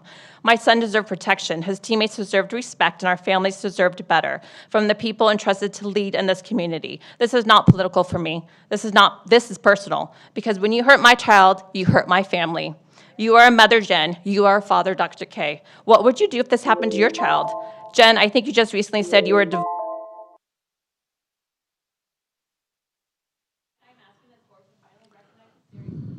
Thank you, Mrs. Sardinia.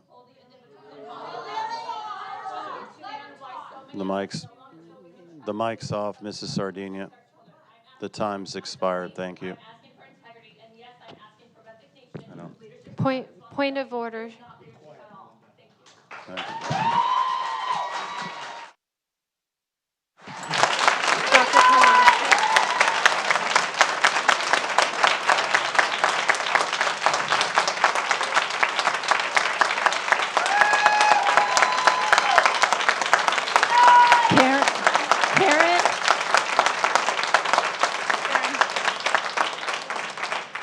Karen?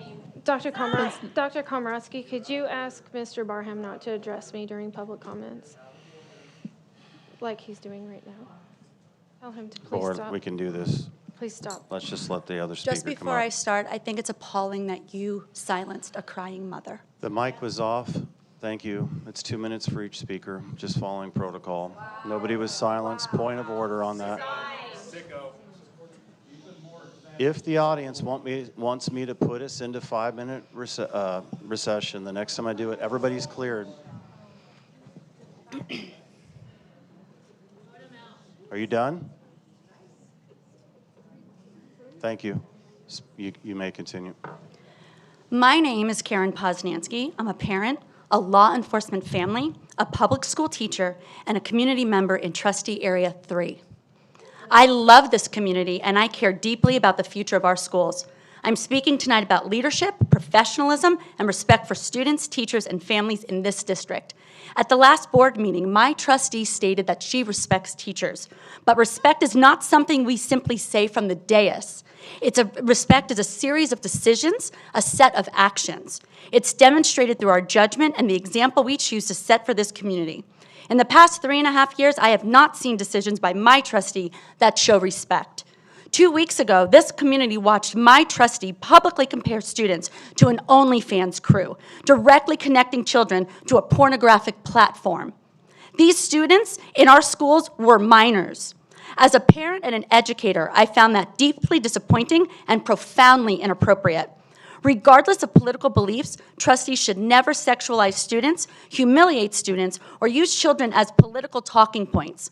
Our students deserve dignity, and they deserve adults in leadership positions who always exercise professionalism and judgment. As a teacher, I work with students every single day, and I know how deeply words from adults can impact them. I also know that trust is damaged when leadership models behavior that would never be acceptable from students or staff inside our classrooms. Our community is watching. The culture created at the top of this district matters. Leadership is not measured by slogans or statements made from the dais. Leadership is measured by conduct and accountability, and by whether the people entrusted to lead our schools are actually strengthening the community they were elected to serve. Your role as trustee is to serve students with dignity, professionalism, and sound judgment. Anything less fails this community. Thank you.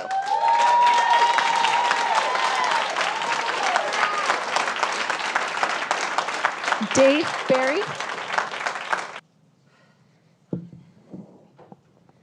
Good evening. I am here to speak in support of the families of the Temecula Valley High water polo team who were targeted by Dr. Komorowski and Ms. Wiersma 2 weeks ago, comparing their students to strippers and to a pornographic website. What makes this incident especially disturbing for me is that I was in the district office filing a complaint about the targeting and bullying my family endured at the hands of these two trustees the very day before the water polo incident occurred.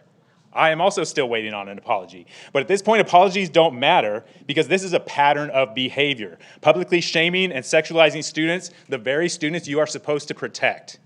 And it's not just the students being harmed. Parents are being ignored while Komrosky and Wiersma rush to shame and exploit children online before even speaking to families or understanding the facts. Parents have constitutional rights concerning the care, upbringing, and protection of their children. And these two trustees continue to trample over these rights in pursuit of political outrage and public spectacle. What is also sickening is that the original video they were posting these comments on, it's still up. Jen is still on the post as a collaborator. Joe's disgusting comments, they're still there. They could have asked for that video to be deleted, and they haven't. So where's the accountability? If publicly shaming students is not disqualifying behavior for a school board trustee, then what is? If your first reaction to what you see as a student issue is to sexualize and shame students online rather than go through proper district channels, which you could have, then you've completely lost sight of your responsibility as a school board trustee. Joe and Jen, you have repeatedly shown awful judgment and cannot be trusted to protect students. The two of you should resign. Shame on you.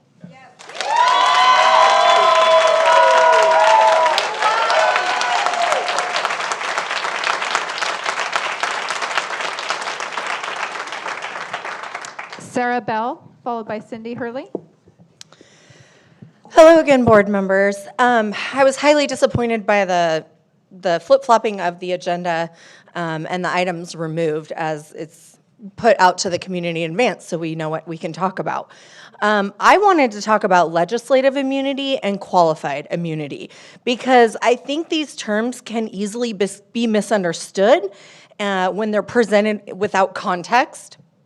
And a discussion tonight would have been helpful and provided clarification. The concept of immunity for elected officials has limitations, exceptions, and specific applications. As said earlier, legislative immunity and qualified immunity are not the same thing, but neither should be interpreted as a blanket protection for your own accountability. These terms are not simple declarations that public officials can say or do anything without consequence. Courts routinely examine whether conduct was truly legislative in nature, whether actions were directed at a specific individual or a marginalized group. Also, they consider if Constitution or civil rights were violated. If a reasonable person can conclude that their action would harm a student, courts pay attention. I would encourage board members not to rely solely on legal advice centered on minimizing liability exposure. Exercise your own judgment as a parent and community member. Carefully consider the impact your actions may actually have on students, families, staff, and public trust. As elected officials overseeing a public school district, you serve not only as policymakers, but as examples to the very students. Learn how to handle your disagreements, conflict, criticism, and positions, and use your positions of authority to set a positive example for students. Students know. Thank you. Cindy Hurley. Okay, I'm out of Followed context. by- I have a grade book and an apple. Jen, I'm a teacher, okay? Those boys did not make a mistake. Excuse me, Those ma'am. boys You were gotta let us- you athletes gotta let us start your in. clock. Okay, Oh, thank you. okay. I mean, yeah. Those boys were athletes, and CIF issued, and Ms. Wiersma saw it, and they called it a striptease. This alone is athletes as enforcing the dress code. He is throwing children under the bus to protect himself. Mrs. Wiersma said she had is acceptable for a school board member. What makes parents and colleagues about values and protecting children? And when they are the ones who fail these children publicly on social media in comments that had to be deleted, their instinct was not to reflect. It was to spin, to deflect, and to let the students absorb the fallout of their own recklessness. Enough. Dr. Komrosky and Mrs. Wiersma, you have made clear that you are not here for our students, our parents, or our teachers. The only honorable and moral course of action left for either of you is to resign.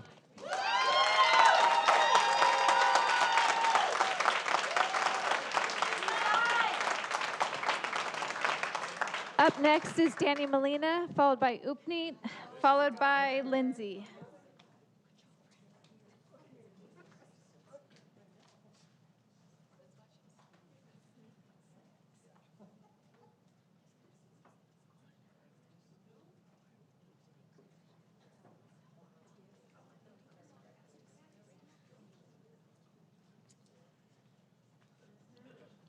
So let's clarify some things. I have some concerns about the student-athlete photo situation. First of all, I do not support any sort of disciplinary action on the young student-athletes in the photo. I think they were purposely being silly, and they knew they were pushing the limits of appropriate conduct, which is why 2 of them did not pull their pants down to their ankles. It's my understanding that this happened while they were supporting the TVUSD baseball team. So TVUSD has a female student on the baseball team. Was she there when that happened? Because if so, I would have an issue with that. I would also have an issue if I was there with my children and this conduct occurred in my vicinity. There were several points of failures that occurred through this whole situation. Adults allowed young boys to drop their pants to their ankles during a baseball game for a photo opportunity. I can't even believe anybody would pretend like this is appropriate ever. Then an adult in our community decided to share that photo on social media for a sports page online for public consumption. This is a failure of the adults present. I heard that the parents of those boys were upset because Jen shared their photo. So I asked parents, when Jeff Pack delivered this story to the New York Post, making it a full national story for his own agenda, do you share that same outrage with him? Lastly, but not least, do you notice how the New York Post did not share the original photo of the boys? Notice how they ensured to cover the boys' waist area for their story. Even the New York Post found the original photo too explicit to put out publicly. But a parent in our district didn't see it like that, and suddenly we have all this energy for Jen and Joseph for poking fun at how ridiculous it is. So people will come up here, continue with their selective frustration over this. However, I expect those on the dais to provide some clarity and stick to the facts. This situation violated our current AR almost to a T. I would like you to disclose that with the community. The blatant violation resulted in something, right? Was it the district's direction to pull the original post down? And I think it's important for everyone watching at home to know the adult truly responsible for putting this photo up. Thank you.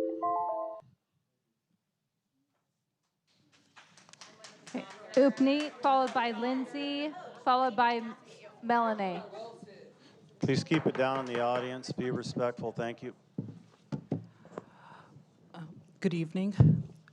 Today I observed something which was pretty sad for me. There was a female presenter here who was wearing shorts, who was constantly adjusting their shorts, because I read some of the comments your supporters put on that post, discussing female body parts and so on.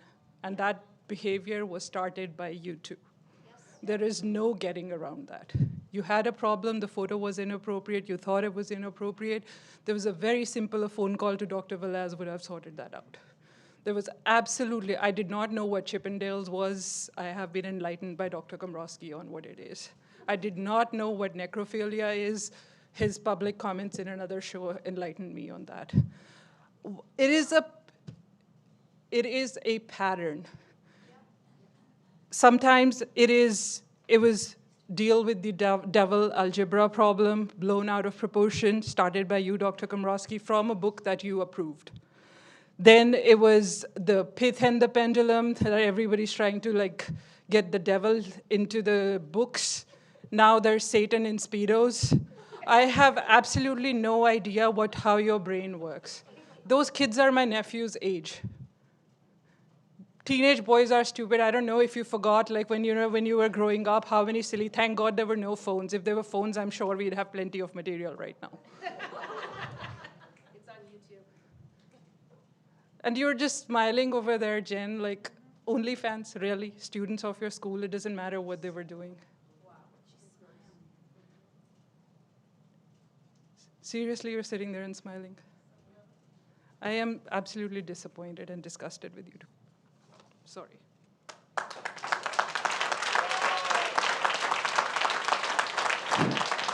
Lindsay, Melanie, Diane. Lindsay, followed by Melanie, followed by Diane.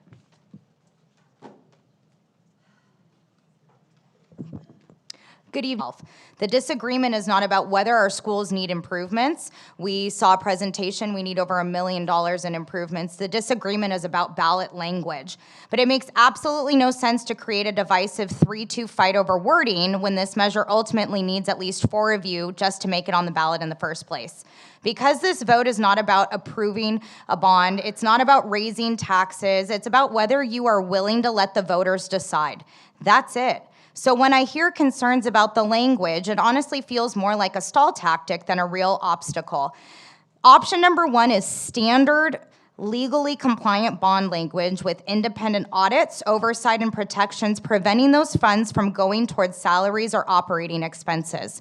Meanwhile, the needs are real. We have aging portables, failing HVAC systems, outdated classrooms, roofing, plumbing, electrical upgrades, ADA compliances, safety improvements, and even traffic issues.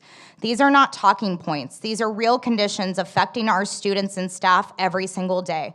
And let's just talk about the cost. It was broken down, so for many of you homeowners out here in the audience, we're talking about roughly $8.33 for the median average a month on your assessed home value. So if we just ignore infrastructure, that doesn't save us money. It just guarantees us higher costs later. And if trustees truly value community input, then you should all be listening to your advisory committee, the very group you all created to help guide this process, which overwhelmingly supported option 1 that was proposed that night. This decision should not belong to 5 people on a dais. It belongs to the community. Put it on the ballot and let the voters decide. Thank you. Melanie, followed by Diane, followed by Edgar.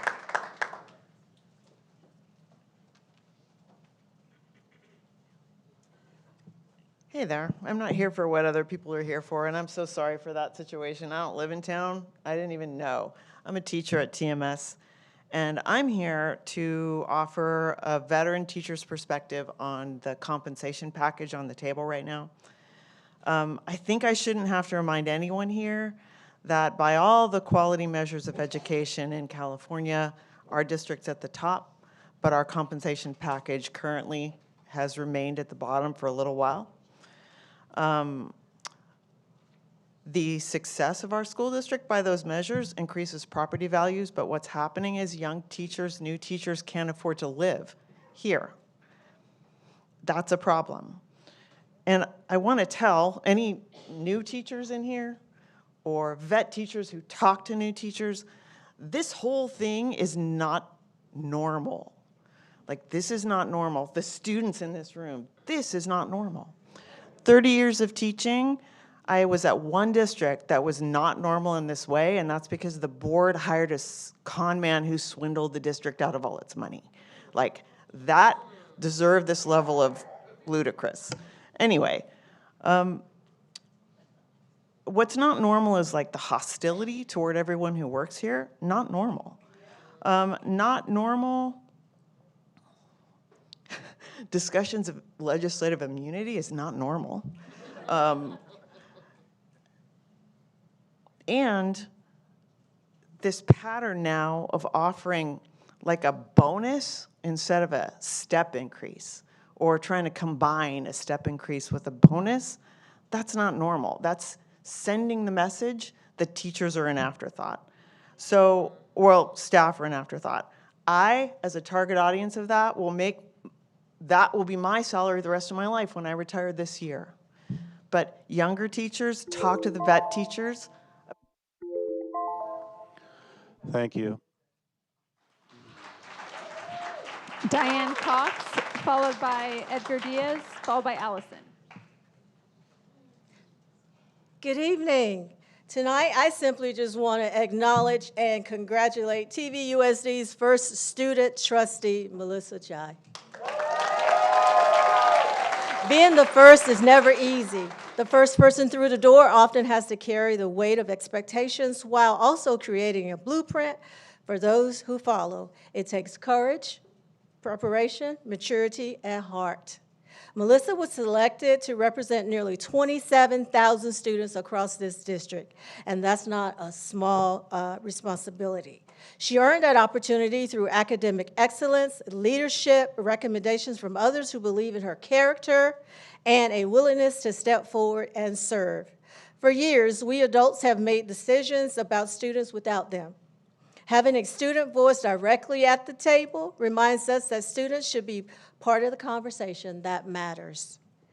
Whether every opinion is agreed with or not, the willingness to listen to young people is a sign of healthy educational community. Schools are not just buildings for students to receive instruction. They are training grounds for citizenship, leadership, and civic engagement. And to the adult board members, I challenge you to recognize student voices not as decoration, but as value. Because in a time when public discourse too often rewards interruptions, division, and performance over professionalism, it is both refreshing and telling that one of the clearest examples of composure, preparation, and respectful leadership has come from a student. You know, the anxiety I feel just sitting in the audience reminds me of why I retired early. You are losing some amazing educators because they do not feel supported, seen, or heard by this board. I hope this. Thank you. Edgar, followed by Allison. Edgar, followed by Allison.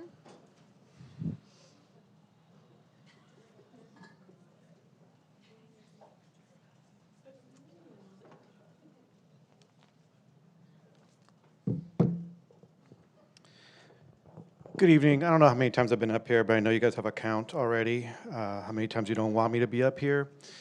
One, I did miss the reorder of the agenda, so I didn't have a chance to speak on behalf of the people who are being let go based on the reduction in force that you put in force today.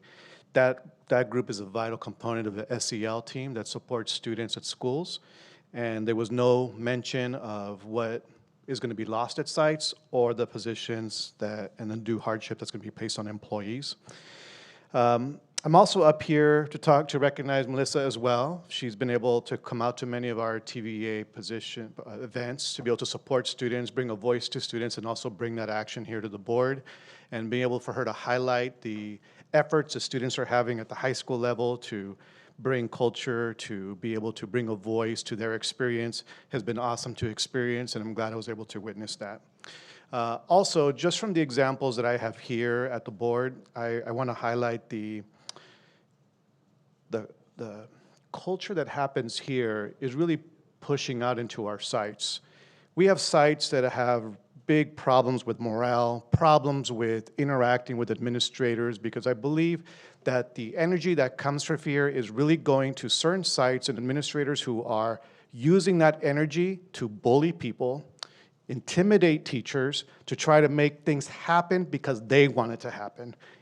I believe it is true. I believe that it's open, and unfortunately, you guys don't get to listen to any of that because you don't want to have conversations. That culture of sites is what makes students successful and what makes teachers proud of the work that they do. And anytime that anything allows that to happen is a problem here with this district. I guess that's my time, so I'll be done for now.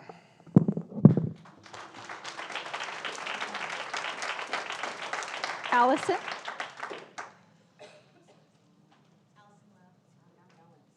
Allison.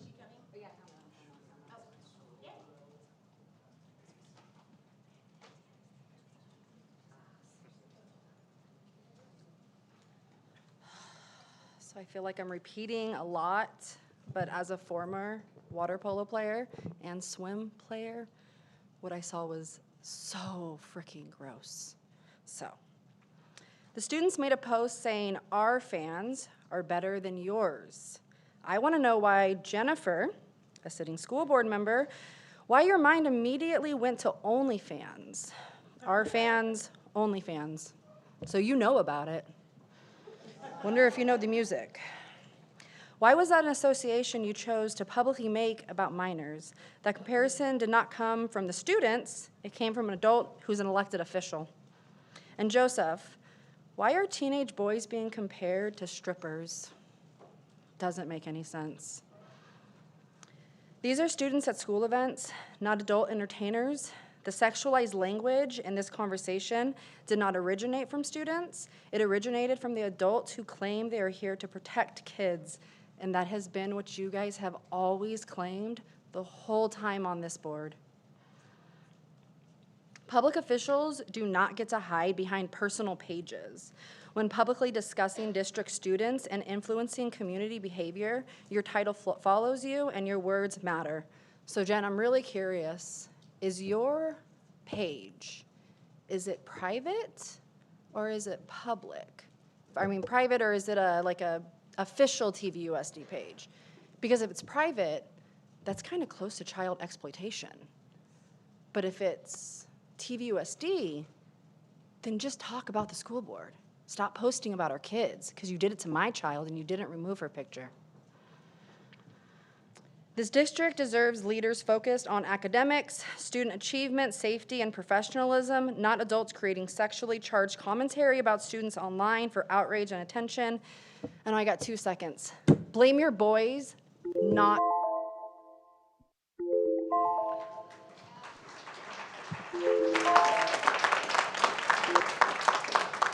All right, now we're on to information and reports, and I'd like to welcome up Mr. Evans, and he's going to be speaking on education.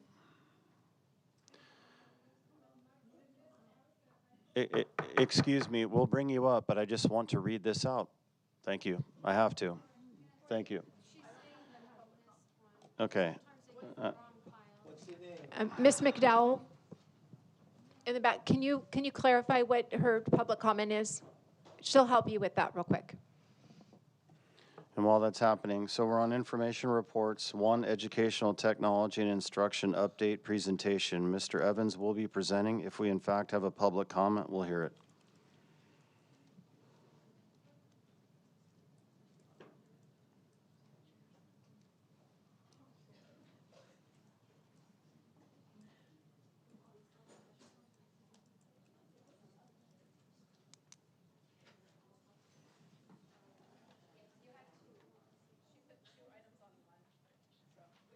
We have 1 comment or 2 comments? Okay, we have 1 Lisa comment. Mann. We have 1 comment, Mr. Evans, yeah.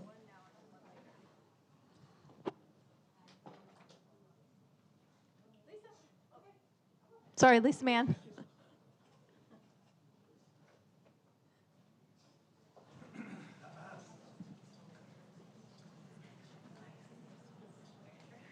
I apologize for the confusion. It's been a while, and I'm out of practice of speaking to you all. Just to clarify, I'm Lisa Mann. I'm a 13-year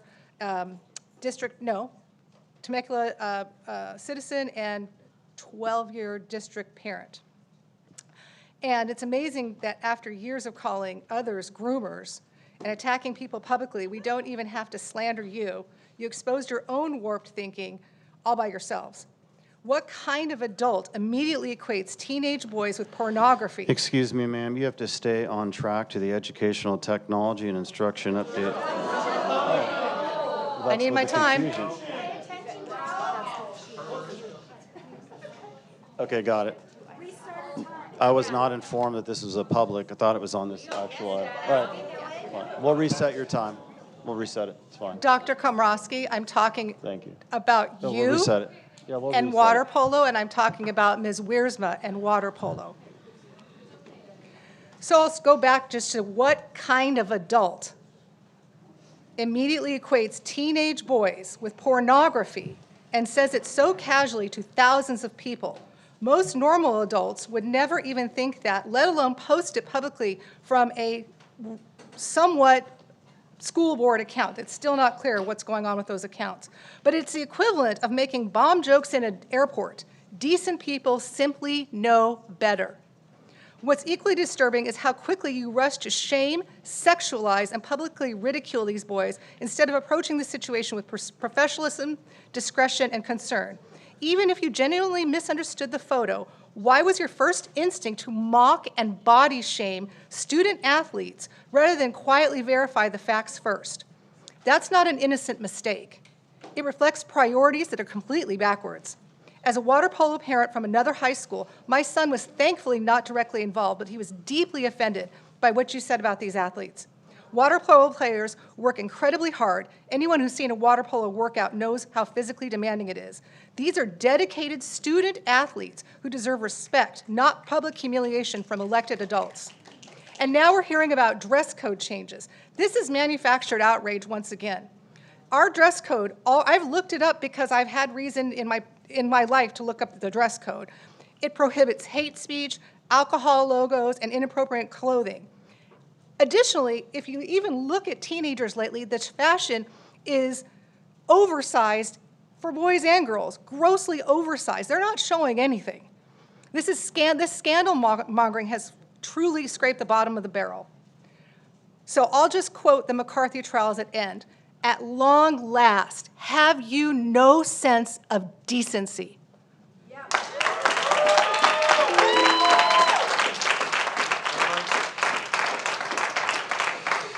Okay, and Lene, for the record, we have no comments on this information report. Okay, Mr. Evans, feel free. And to the audience online, Mr. Evans is going to report on this item. Give us a presentation. All right. Thank you very much. Thank you, Dr. Velez, board, and cabinet for having me up here. I get to talk about a super exciting topic for me, and I know many people in this room. Educational technology and where it's moved along over the last year or two has really gone at a hyper speed in what we're talking about. So as we start, Lene, if you get the next slide. We're going to talk about a few different topics, but we're going to kind of say what we know and what has been talked about in terms of educational technology. We're also going to talk about our focus on instruction and then how it impacts different, our different constituents in the district. So, next slide. One of the things we really wanted to hit on, and I think that's really important, is when we talk about educational technology, it's essential that educational technology is used in a structured manner. So structured use of technology is something that has to be intentional in the way that we utilize it in the classroom. The other piece I'm going to mention is that we've talked about and hear things about screen time, understanding that when you're using technology in the classroom, it's not as simple as a screen or not because of the way that it's utilized in our district today. Another piece is that we've been having PD trainings on some of our educational technology pieces and had tremendous feedback from our teachers that have gone through our trainings, and we're excited about that. As well as I wanted to acknowledge that our curriculum that we're adopting often has major ed tech pieces that are come along with it. So when we adopt a new textbook, you're going to have different pieces of technology that come along of artificial intelligence. And so when we're utilizing that, we want to make sure that we're doing a really good job with our students to identify the risks and also the benefits and when to use it appropriately, because going back to what I said earlier, the structured and intentional usage is really where it's essential and how we're going to have the best impact in classrooms.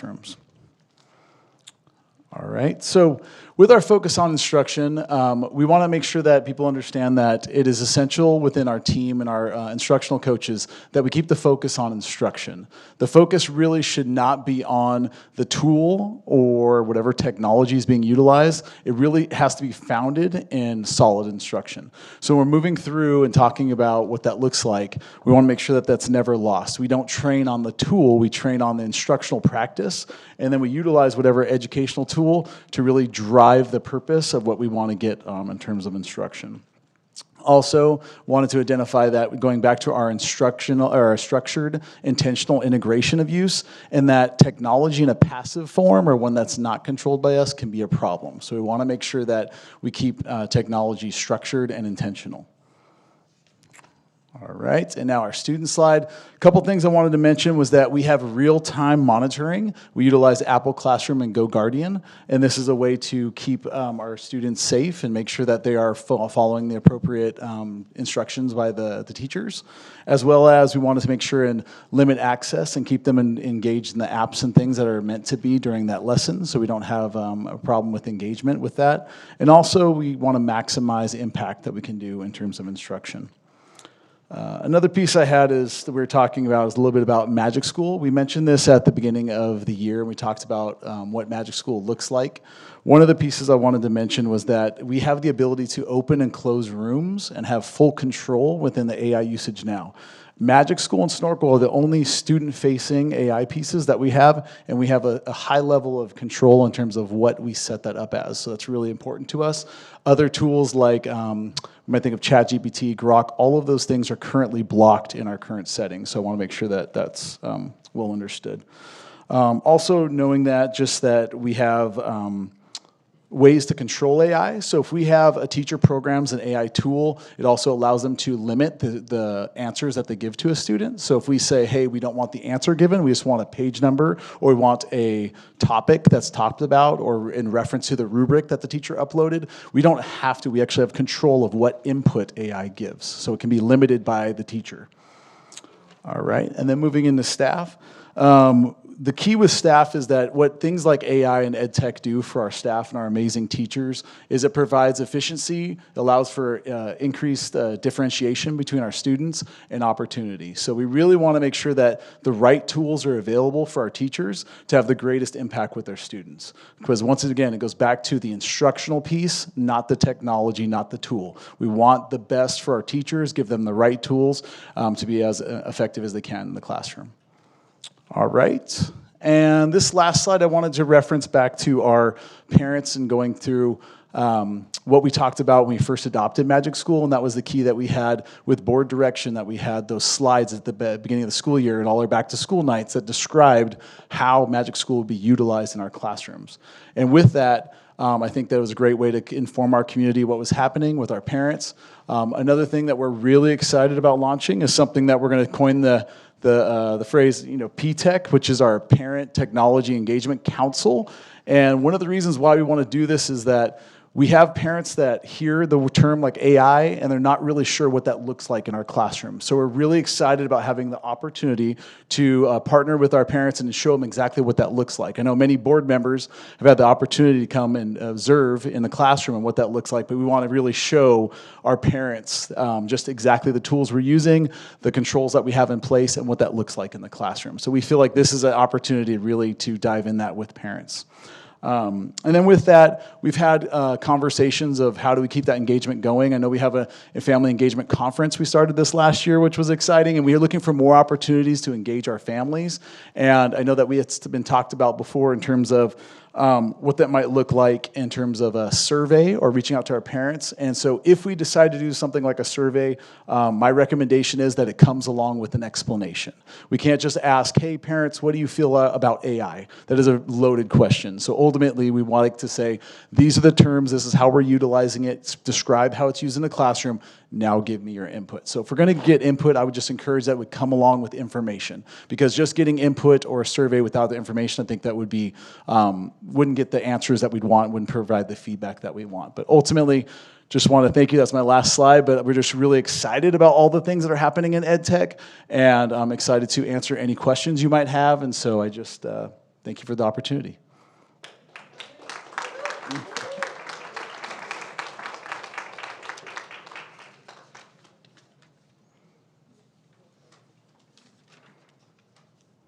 I'll let you guys ask questions.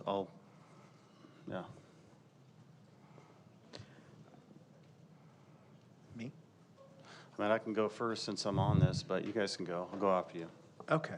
All right. So first of all, Jimmy, I want to say, because I listened to you at the beginning of the year in terms of how you were going to roll out Magic School AI, and I wanted to talk to you at the end of the year to see, through my oversight responsibilities, how things were going. So I think you have done a great job. I think your department has done a great job. I think Ed Services has done a great job, because you have said, what you have done exactly what you said you would do. There are guardrails in place in terms of AI. AI is used for purely instructional purposes. And I've seen it in action in my own site visits, which is part of my oversight as well. So I have absolutely no hesitation hear that you all are doing exactly what you said you would do, which gives me a lot of comfort. And you put forth, you did back to school night with the parents. The parents don't seem to have any issues with what you have brought forward to our kids in the classroom in terms of AI. The students are learning. The teachers are excited. Yes, they are really excited. So I think that, this is a lesson in trusting our staff, in trusting our teachers, and, moving forward. The only thing that I would like to, I saw the survey, and I'm not quite sure why we're doing the survey, but I'm okay with it. But I would like to have something added to it. I think we need to have something that says, do you use artificial intelligence? Because I think that, your survey is a good survey, but I think that we need to delineate who's using it and who's not. Because if somebody's not using it and they're answering it, it's like, where are they getting the information? Where are they getting it if they're not using it? So, but other Thank than you. that, Appreciate it. great job. Absolutely. Thank you very Dr. much. Velez is going to weigh in, then I'll go in. I'll make my comment after hers. Well, I just wanted to kind of turn it to Mrs. Deus real quick if you wanted to add anything to that, because I do know that you were working on the survey piece as well. So if you had any comments about that. Yes, I can comment briefly, and thank you, Mr. Evans, for the presentation and for the intentionality that's gone behind so much of the work that's been put in this year with our education technology, our platforms, et cetera.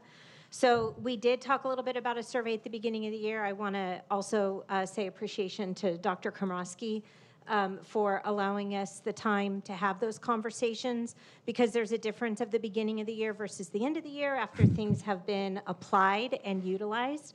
And so thank you for your collaboration on that too, Dr. Komrosky. But we look forward to what's ahead. Thank you. Absolutely. Thank you.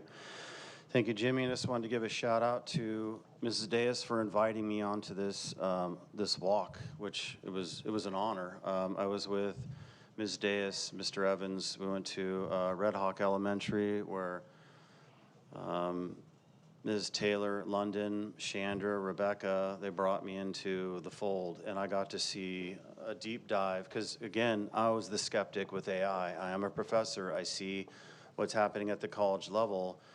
And the whole ChatGPT thing, we talked about all this, but I got to see Mrs. Guzman's fourth grade. We Will Write software, Snorkel, Apple Classroom, which is really important because it has tremendous oversight with the teacher to have the ability to see what each and every student's doing real time on their computers. That blew me away. There is no use of ChatGPT, anything like that. It's highly structured to have the maximum impact, for learning. And I'm an educator, and I see this real time. It's blowing me away in group work, and the amount of free time that a teacher has to collaborate one-on-one with people that need a little bit more help while other students are participating in group work using Snorkel, Apple Classroom. I got to see, then I went to Great Oak High School with Dr. Amber Lane. It was really exciting. Julie and Mary, they were really helpful. Got to see Mr. Sean Henderson's freshman English 10th grade, Ms. Petrucci, I don't know if I'm pronouncing it. Yeah. English 9th grade, the Canva English language learners. The Chinese example blew me away, where there's I think 17 to 19 people learning language in our district students. And one student was learning, having it in Chinese and then in English at the level that he could learn. It was really mind-blowing what the software's being used for. Mr. Horton, English EL cluster class, Mr. Scott Foster, AP World History, all these classes. Scott, shout out to you for inviting me right back to your classroom for a whole period on the Taboo game. Ladies and gentlemen, it was completely insane watching all these students prep.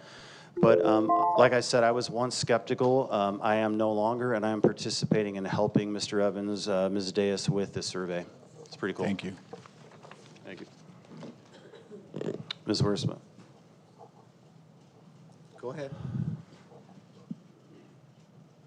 Thank you, Mr. Evans. We appreciate the presentation. I also looked through the information and liked the fact that it's active learning versus being passive.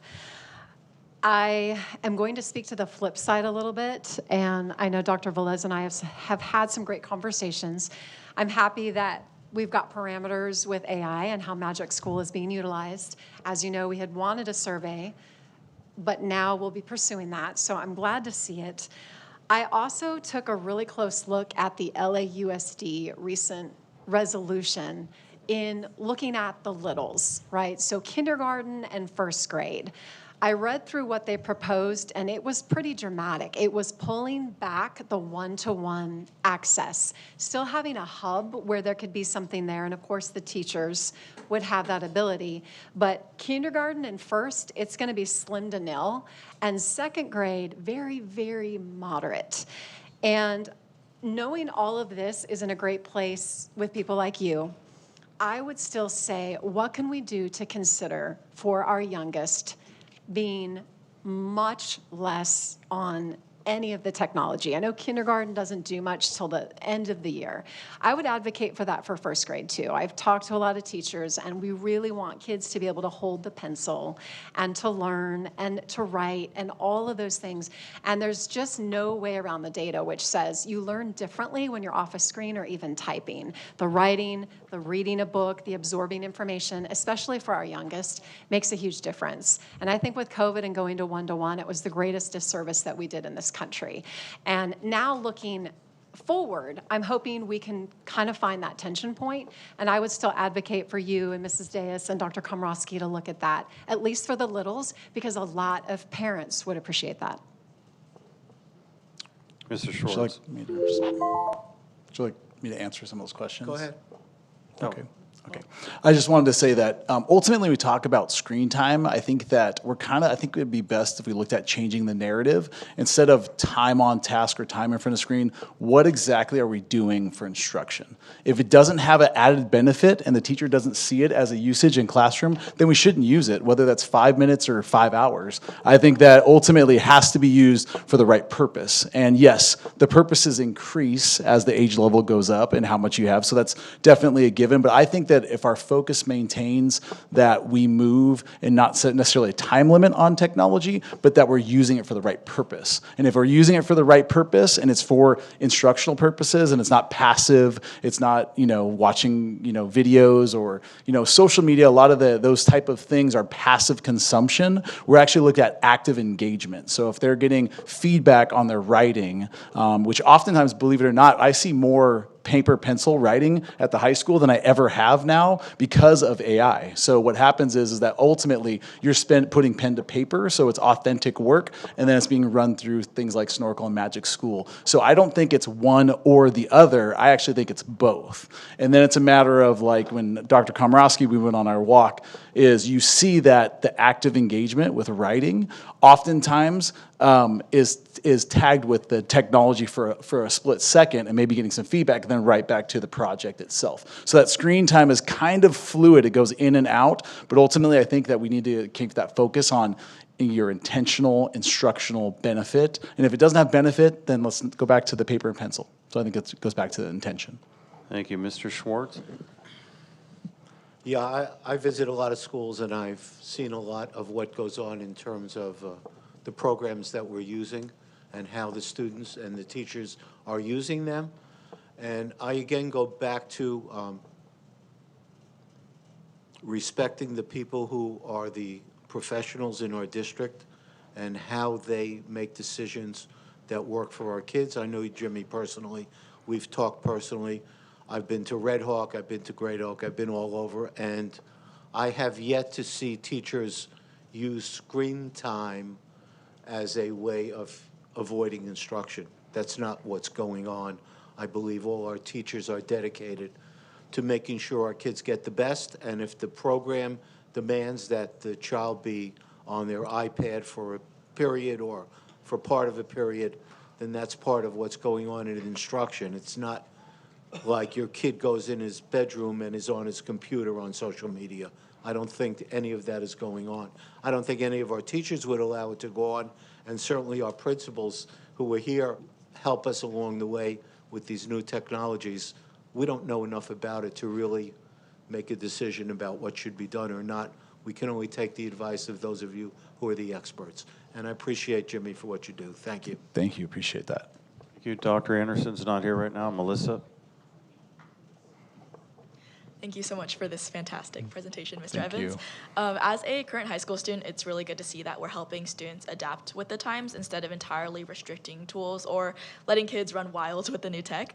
But I was just wondering, since adopting these AI tools, what shifts has the district noticed in student learning and student achievement and outcomes, even if right now it's just based on early feedback from teachers and students, because we might not have like official stats. Yeah, a lot of our data is limited, so right now we're hoping to see some of those changes, but it's a great question. I think that what we're seeing a lot more now is that with our ability to differentiate as a teacher from the teacher-facing side of utilizing AI, we see a lot more where if I have a student that may range from a 3rd grade to an 8th grade reading level, we have more personalized learning and our ability to adjust from the staff perspective. That's one piece, as well as some tasks that teachers have done in the past have taken an exorbitant amount of time. Some of those AI tools are helping us decrease that time and what we're spending there. So that's from the staff perspective. From a student perspective, I may be in a class with 30 students. It is very difficult for me to give them timely feedback in a meaningful way. And I think one of the pieces that AI really has changed, and what I've seen, I'm sure my fellow colleagues here would acknowledge, is that it allows for us to keep students working. Oftentimes you would see hands being raised and how long it takes a teacher to get around to give some feedback versus having some my content and PDF and my rubrics uploaded and being able to provide real-time feedback allows for a much more efficient classroom. And so I love that term efficient because that's what I see, I think, from our staff and I think our students is we're much more efficient with the time in the classroom. And we're hoping in terms of data, I know that we have a tremendous feedback from our teachers that went through the training. So we know that there's really high positive feedback for that. But in terms of some of the data, initial iReady scores, we actually have a teacher in the room that piloted last year and she will tell you that her writing scores went off the charts if she's still here. Yep, Carolyn's still back there. Anyways, that we had some initial conversations with those ones. So yes, we're hoping to see a lot of that. We don't have a lot of the solid data rolling in, but year one, we're hoping to have it pretty soon. So thank you for the question. Okay, I used my 2 minutes presentation time. I'm going to probably use 1 more minute of just my comments. Remind me of the young teacher that he used, I want to say CAD. Oh, yeah, you're talking about Mr. Henderson that used for the structure at Great Oak? Yes, and I wanted to give a shout out because this blew me away when Dr. Lane told me that those students use that software to design a shade structure that she in fact is going to use at Great Oak High School. And I thought that was really cool because it highlights them being future leaders, being innovative, and saving the district money. So shout out to them, the teacher, Mr. Henderson, Dr. Lane, all cool. Jimmy, thank you so much for your time up here. I look forward to working with you on the questionnaire and all the other. Yep, and one more point with that, Dr. Komorowski, is that with that, also it just shows that AI is not just a tool to be inputted. You can build a bridge with popsicle sticks and adjust the instructional, the basic integrity of the, of the bridge based on a picture that you put into AI. Yeah. So there's, the possibilities are endless. Yeah. Can Okay, Dr. Velez. Can I ask something about the survey first, real quick? No, You know- no, we're at 20 minutes. We've already used 2. It's Dr. Velez, and then we're this going is to move what I on. mean. It's like Emil, we you can't- have to we can't respect have- the majority of the board, You and know that's what? it. We're It's moving on. just- I just wanted to first say, Mr. Evans, thank you. You've done such an incredible job stepping into this role, and I think the presentation tonight, it just shows all the incredible work that you've done. I know you have worked with Dr. Komorowski on this, and I don't want to let Mr. Barham's comment that he made go by because he did have some feedback on that survey, and so I want to make sure we follow up on that. We work on that piece. As I know, he's been pretty passionate about AI and technology in the classrooms and stuff, so we'll circle back on that. But Mr. Evans, again, thank you. You've made some great impact in this organization. Thank you. Thanks, appreciate that. Thank you. And now, we're going to bring up the wonderful Mrs. Amy Ricken for number 2, Career and Technical Education. I know it's late. We had to wake you up back there. Just bust me out on that. Good evening, Dr. Wait, I thought Jimmy had me up here. Dr. Velez, Dr. Komorowski, Governing Board, and our Executive Cabinet. I feel like career technical education is a great unifier. We've had amazing support from every person up here, and I'm so thankful in the conclusion of my second year supporting CTE to have a phenomenal team. I definitely couldn't do the work of supporting our middle school and high school programs without the amazing, and they came back tonight. Oh, they're here. Our work-based learning facilitator, Jenny Huter, who knows every industry partner we have in the city of Temecula and beyond. Our CTE coordinator, Stephanie Medina.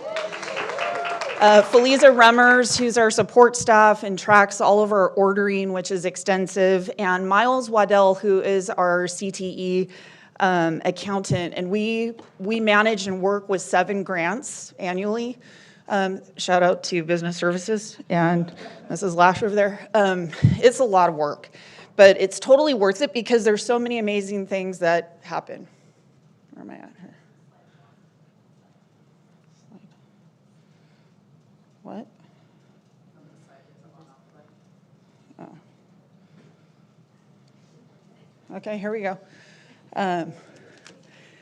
Oh, no. Jimmy gets first place. Second. Okay. All right. I'm going to go over it briefly because I feel like there's a really high ceiling already around career technical education.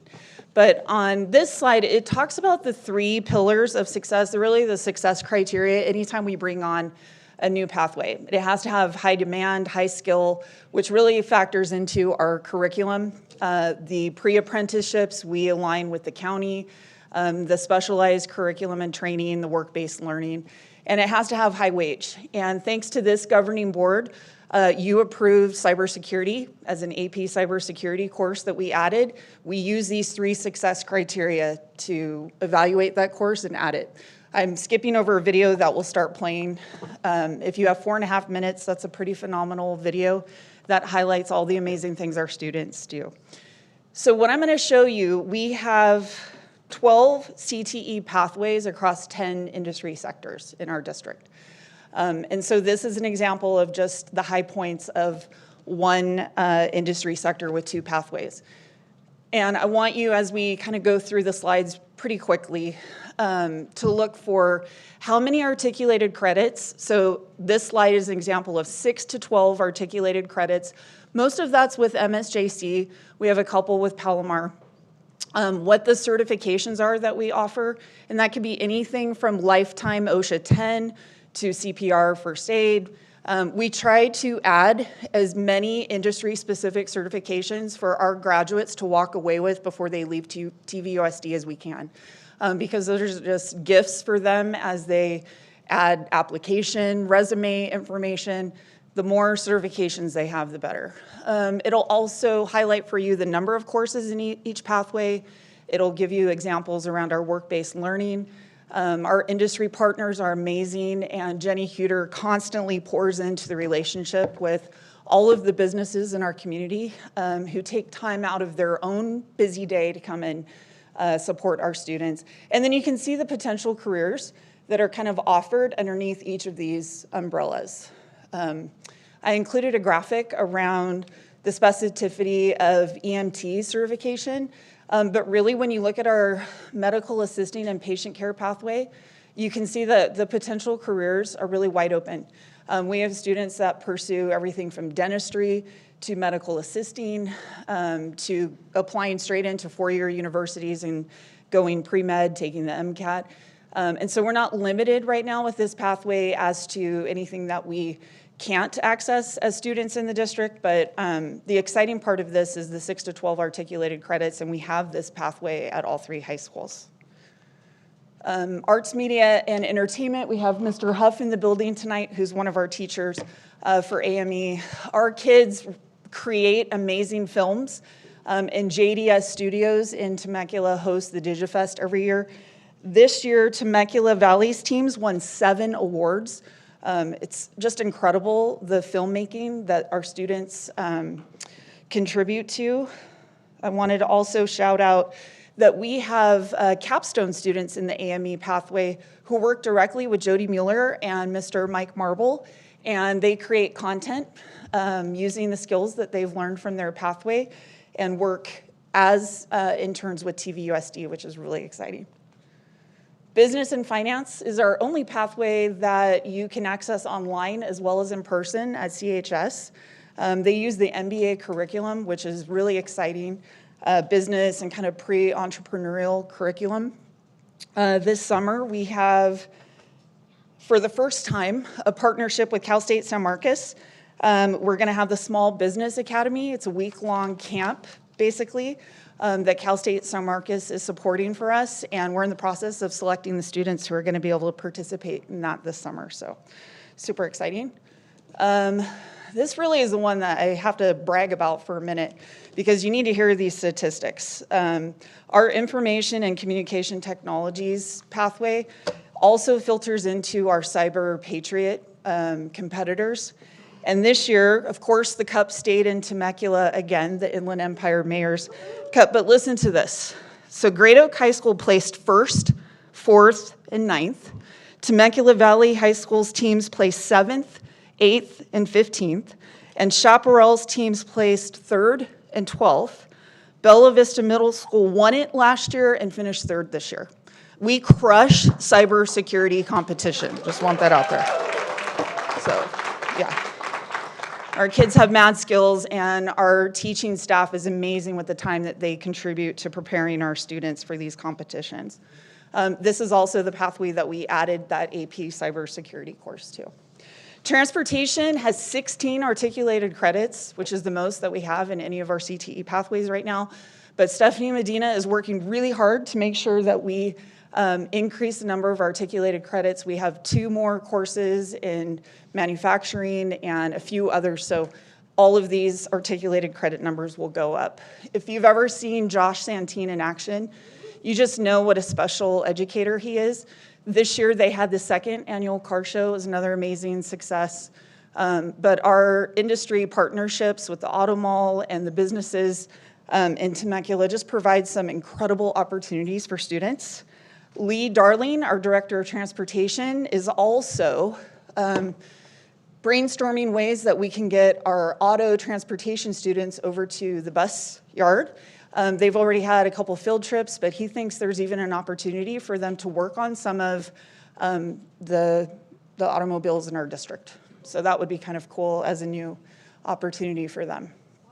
Manufacturing and product development, you've probably seen in the bottom right-hand corner all of the amazing things our kids create with laser cutters and printers and mills and all the things.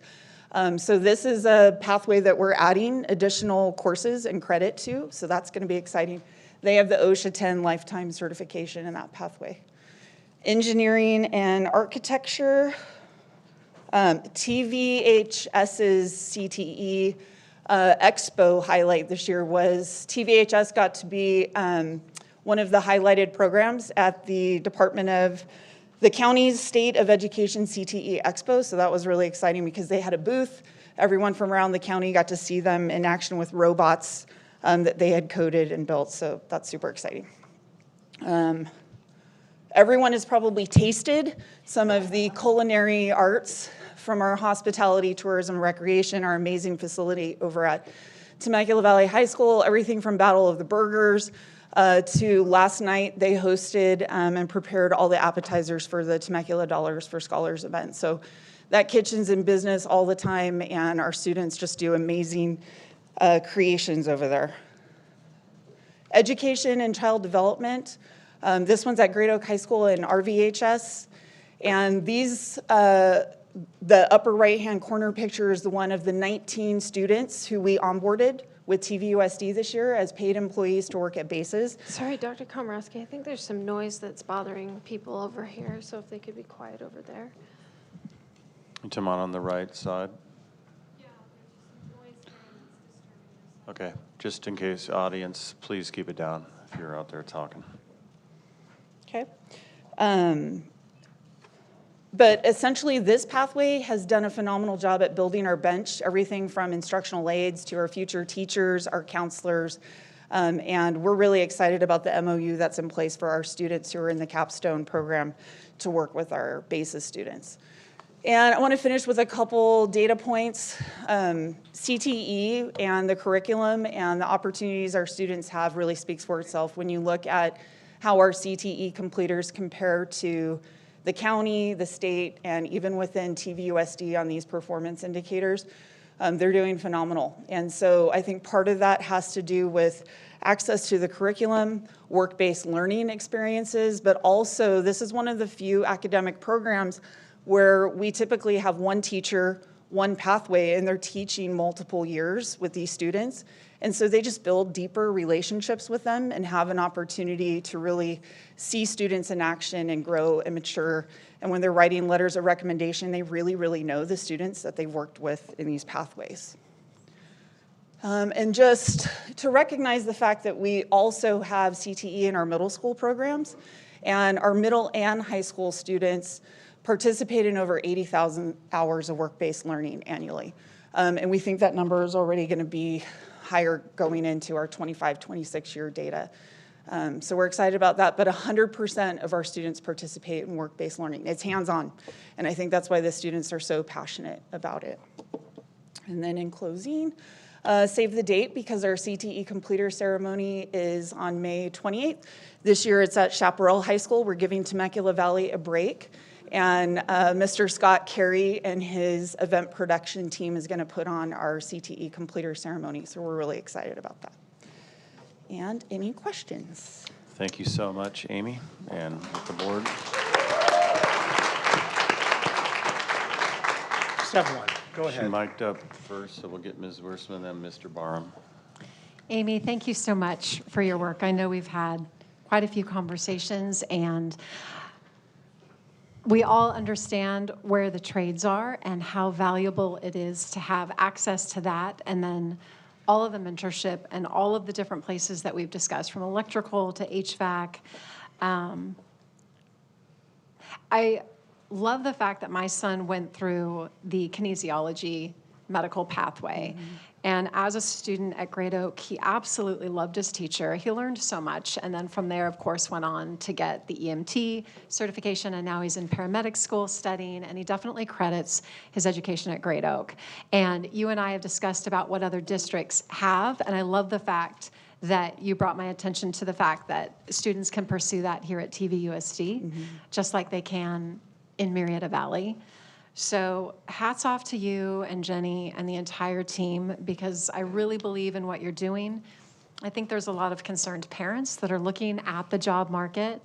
And speaking of AI, we can talk about all the wonderfulness of it, but it's actually taking out jobs too.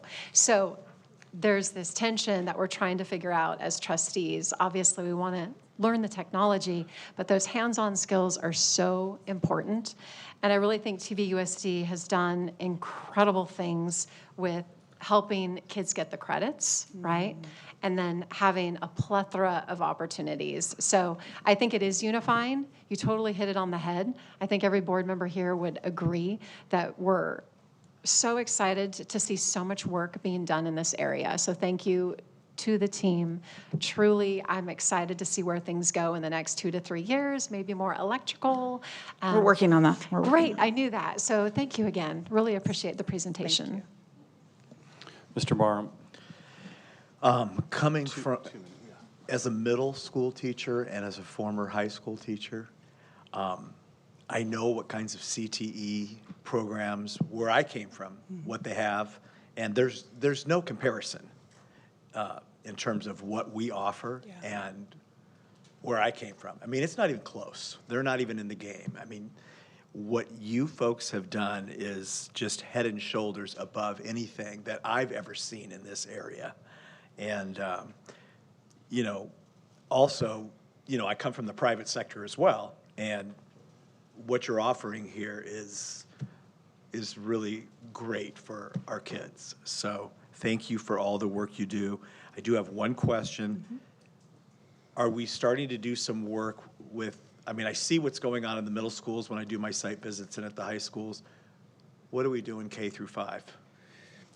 That's a good question.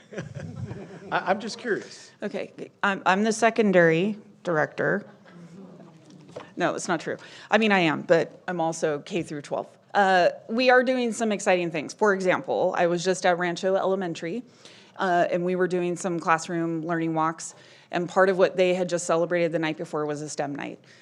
We've had STEM nights and STEM guest speakers on our campuses, but the best thing that you will ever see is if you go to an elementary and it's our high school or our middle school students and they're rolling out the robots, they're doing coding, basic coding, and really just exposing our students to everything that's in our career exploration wheel. And kudos to this board for also approving that advanced career exploration middle school course, because that extends our ceiling of what our students are going to be able to work with additional new modules this year in curriculum. But yeah, our elementary students are seeing it. Can we do more of it? Absolutely. But I think it's the same as College and Career Readiness Month that we're going to take on next year. Instead of that college and career readiness component just being focused on high school and PSAT and high school kids, the best natural ambassadors we have are our own students. Yeah, for sure. Great job. Thank you. Mr. Schwartz? Great job, thank you. Thanks. I want to say great job. We are lucky to have you at the helm of CTE, Ms. Rickman. Thank you so much. Thank you. Dr. Well, Anderson? I'm going to give props to Tim Dignan, who started the work, and I stepped in behind him. It's a great team. Melissa, do you have any, sorry, Dr. Anderson first. Do you have any comments, Dr. Anderson? Thank you. Thanks. Melissa? Nothing other than great job. And I was also I'm a CTE completer. I did the comp sci pathway at Chaparral, and it was really great. And I would just like to add that sort of like pathway, as you mentioned, the connection with teachers. It's also the connection with like the students in the pathway. I became really close with the students in my class because we were all going through the same classes in years in a row with the same teacher. And I think that it's just a great opportunity for TVSD students. So thank you. Yeah, thanks for talking about that family element. That's awesome.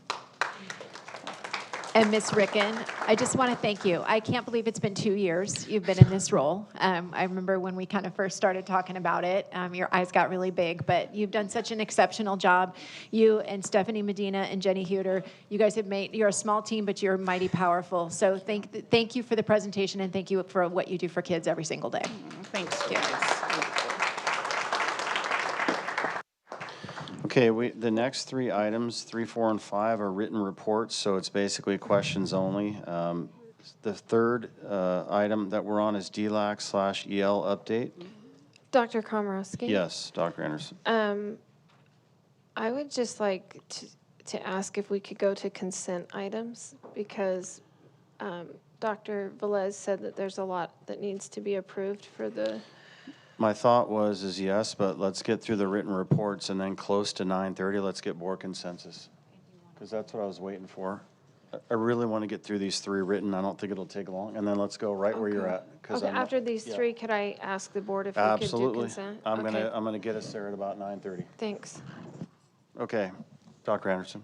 Is Dr. there, Velez. so this DLAC report and EL update, I'm just curious if the board has any questions on that. I actually would really like to thank our wonderful Crystal Fielstra for putting this so much together along with our Ed Services team. But if there's no questions, we can go ahead and move to the next item.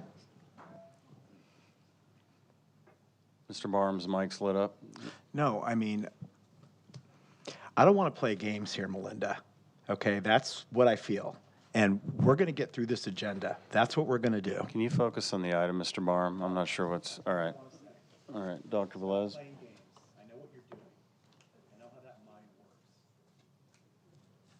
So if we don't have any questions on the DLAC EL update, the strategic plan update, again, thank you to all of our Ed Services directors for putting this together, and Mrs. Deus.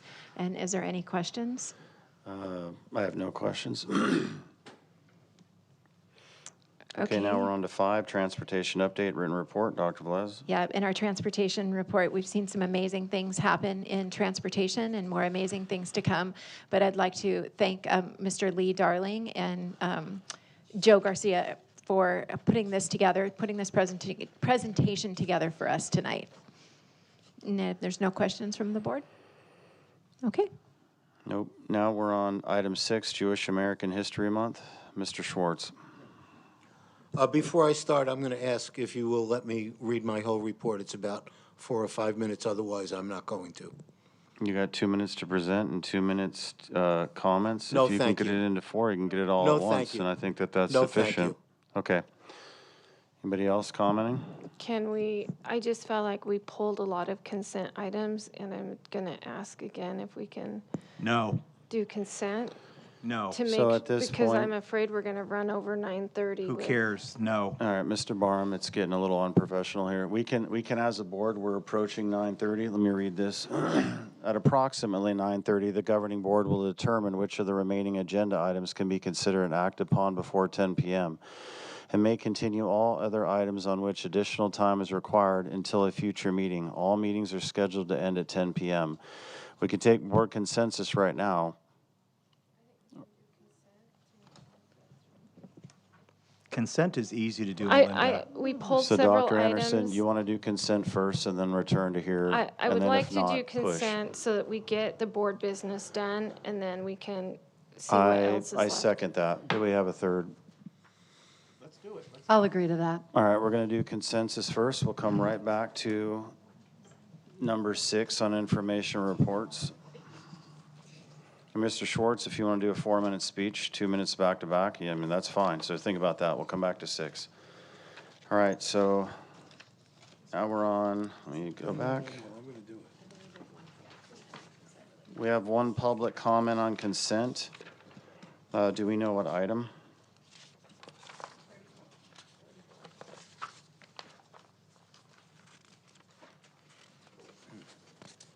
Okay. 34. Apologize, I'm trying to get, Oh, okay. What is 34? Mobile radio? Mark Abrams? yeah, we'll just call it the public comment first. Oh, that's the guy. That's the guy. That's the guy. Make sure the mic's on, Mark. Testing. Yes. Yeah, we got you. And, excuse me, let's find out what item he's speaking on first. The radios. Item number 34. Okay, you have the floor. Hey, my company, Mobile Relay Associates, was one of the bidders on the radio project, and the staff elected to choose another vendor. I wanted to point out certain things that were not, in our opinion, handled correctly, and therefore no decision should be made on it tonight. First of all, they didn't hire a consultant to inform them as to the different technical things that had to be considered. And it's a very technical type of system, very complicated. And people that made the decision were people that were not well informed on the subject. And a lot of input was given by the current vendor. And it appears as though they just followed that, whether that was the right decision or not. But the system directly affects the health, safety of students and personnel, and the efficiency in which the district can operate, and also exposure to liability and litigation. So having a radio system that works efficiently really helps out the school, and one that doesn't work well can be a real problem for the school. So the problem with what was selected was that there are certain requirements from the Federal Communication Commission that were completely ignored. The message handling ability of the system is not where it really needs to be. It's the best analogy I can give you is trying to run an Indy 500 race on a track full of potholes. The cars can't go at 180 miles an hour or whatever the speed they're supposed to go at. They're going to have to drive at 40 or 50 miles an hour. And basically the system that was chosen has these pitfalls. So because they weren't really considered. The procurement process was rushed, and Thank you. Thank you. Okay, we had a few items that were requested to be pulled. Waive yours. I will waive mine on Canvas. I think, Mr. Schwartz, you had one as well. Yes, I'll waive mine. All right, we Waive got. mine also. Thank you. We got them all waived. So let me just read this consent calendar. All matters listed on the consent calendar considered routine and will be enacted by one vote. There is no discussion of consent calendar items unless members of the governing board or staff request that specific items be removed from the consent calendar for separate action. I call for a motion and a second to approve by consent items 1 through 42 that were not pulled for separate action or tabled. Do I have a motion and a Moved. second? Moved by Mr. Barham. I wanted to make one comment about the Oh, consent now you want to make calendar. a comment, okay. Can I have discussion? Okay, do we have a second? Then we can go to. Second. We have a second by Mr. Schwartz. All right, we can get 2 minutes each and comment on all this, I guess. So go ahead. No, I have no comments. I just wanted to point out that Great Oak High School and TVHS, all the schools have been in the CIF playoffs in one aspect or another. We've had the TVHS baseball team, Sorry, what item are you commenting on? 8 field trips. Oh, okay. So just being a parent of a child that was also in CIF playoffs, I wanted to know if anyone has time to look at where Great Oak and Temecula Valley High School, I didn't see SHAP on here, but it's an exciting time of year. And I really am proud of our sports teams, and a lot of them are still continuing with their playoffs. So that's all I wanted to comment on. Thank you. Any others? Otherwise, we'll take it to vote. I had one question, and maybe the item that the gentleman just spoke on was originally pulled, and I noted that people waived that. Was that one of them? And then second question, is there a way to ask any question about that item or have somebody clarify any information on it? Would that be proper? I'll wait for Dr. Velez to come back into the room. Okay.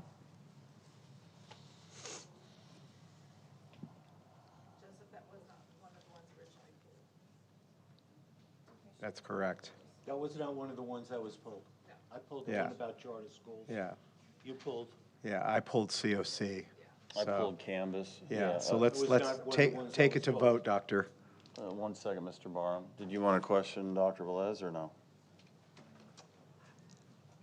I No. think she's here. Ms. Wiersma has a question for you We think regarding- Lene answered it, but 34. the gentleman that just spoke on an item, I wondered if there was any clarification and if that item was pulled and if we should speak to it, but if it wasn't pulled, then it wasn't.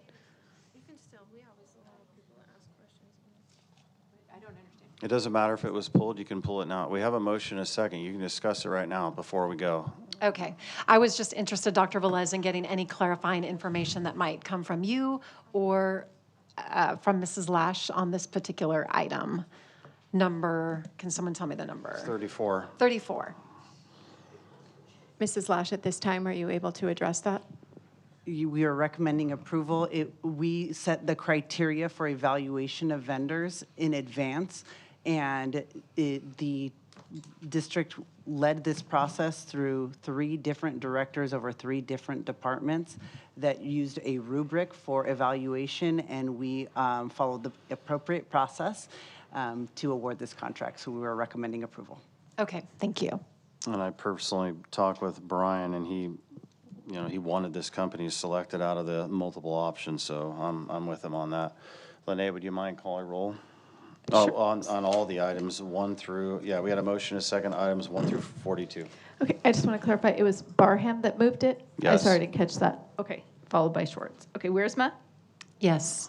Anderson? Yes. Barham? Yes. Schwartz? Yes. Komrosky? Yes. Student vote? Yes. Motion adopted 5-0. Thank you, Lene. Now we go back to information reports. We're on item number 6. I'm fine with Steve unless he decides again that No, he no, doesn't no, want I'd to do like this. to read it. What's that? Thank you. You would like to read it, you said? I would like Steve to Okay. read it. Yeah, I want him to have his 2 minutes back to back as a presenter and whatever, so he can. Okay, yeah. Okay, go ahead. So, ever since the city council decided to disband the Ready Commission, they no longer do any kind of pride declarations. It's not only Jewish American History Month, it's also API Heritage Month. But the city council decided that we don't really have to do it. So I had my wife sit and do some research, and this is what she wrote. I often wondered why Jewish American Heritage Month is celebrated in May. I found out that May was chosen because it commemorates the 350th anniversary of the first Jewish settlement in North America, with the arrival of Jewish refugees in New Amsterdam, which is now known as New York City. While people who identify as Jewish make up only 2.4% of the total population, they have contributed significantly to the greatness of our country. It's my pleasure to acknowledge some of them today. If I asked you to name something quintessentially American, what would you say? Maybe it's a superhero like Spider-Man, Iron Man, or the Incredible Hulk. Each of these superheroes was created by Stan Lee, a Jewish kid of Romanian immigrants who lived in the Bronx, and who, by the way, went to my high school. Next, did you know that the very first pair of blue jeans ever worn by Americans was invented by Levi Strauss, a German Jewish immigrant?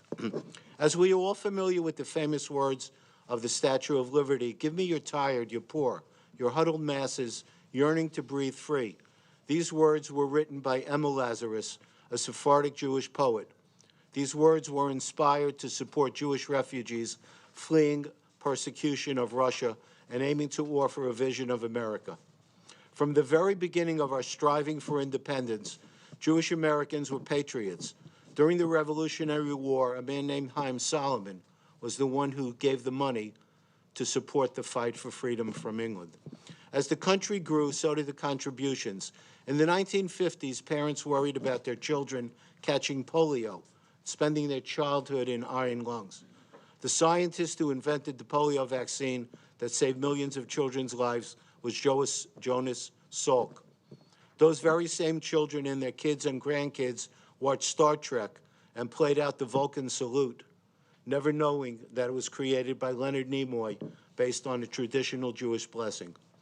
The Jewish community has also been a powerful voice for fairness in legal and social issues. Supreme Court Justice Ruth Bader Ginsburg spent much of her life making sure the law protected everyone. Jewish Americans provided crucial support to Martin Luther King Jr. through financial backing, legal expertise, lobbying, and active participation in marches rooted in a shared struggle for human rights. In science and tech, Jewish Americans have been behind the scenes of things we use every single day, pioneering the technology that led to Wi-Fi, GPS, and Bluetooth. They've won over 130 Nobel Prizes in the U.S., constantly pushing the boundaries of what's possible. Let's not forget that one of the most famous Jewish scientists ever, Albert Einstein. What you may also not know is that many of the classic patriotic and holiday songs that are sung throughout the years were written by Jewish songwriters. Famous tunes such as God Bless America, Somewhere Over the Rainbow, I'm Dreaming of a White Christmas, Take Me Out to the Ball Game, Rudolph the Red-Nosed Reindeer were written by Jewish immigrants who celebrated their American identity through music. Whether it's through the books of Judy Blume, the movies of Steven Spielberg, or the everyday work of teachers and doctors, this is a month to remember that America is a giant tapestry. It is strong and colorful because of the many different threads. All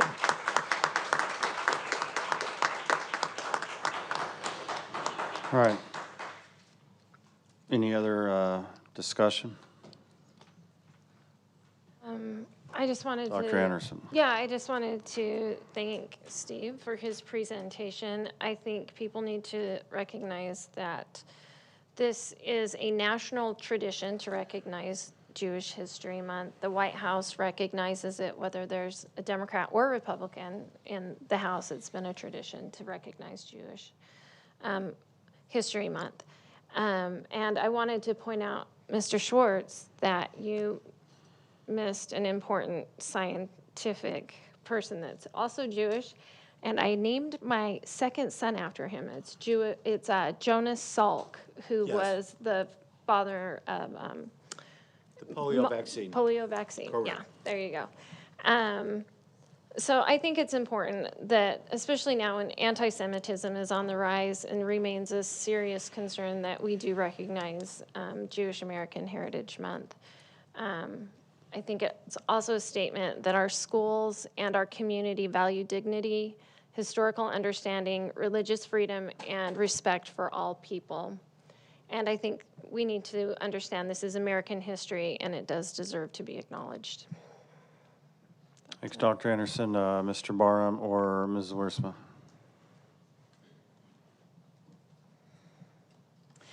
I would agree that it's good to sit back and listen to heritage, to tradition. There's a lot of controversy, as we know, everywhere, locally, statewide, nationally, globally. And I do think it's really important that we take the time to consider just the things that you shared with us. So I do thank you for bringing that forward. There's a lot we could say about Israel and the United States and all the things that people argue about, and how important it is to just come back to a place of recognizing we do better when we value one another. We do better when we choose to love our neighbor, when we choose to forgive, when we choose to move forward.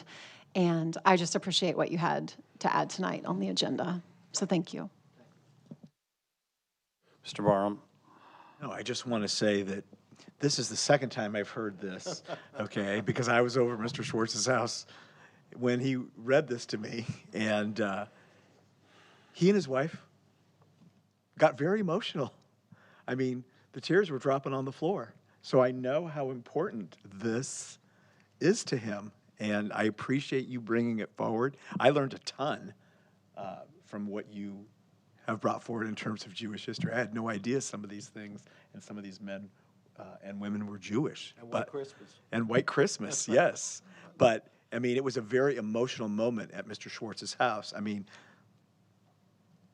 Enough. both of them. Okay, all right, that's it. Just wanted to give a shout out to all the Jewish Americans out in our community and the United States and abroad. Thank you. That's all I have to say on this.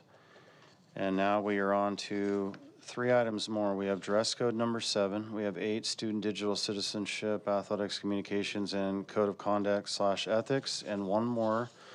We have 12, demands to cure and correct / cease and desist letter. That is the most important out of the 3. We must get to it because of closed session, I believe.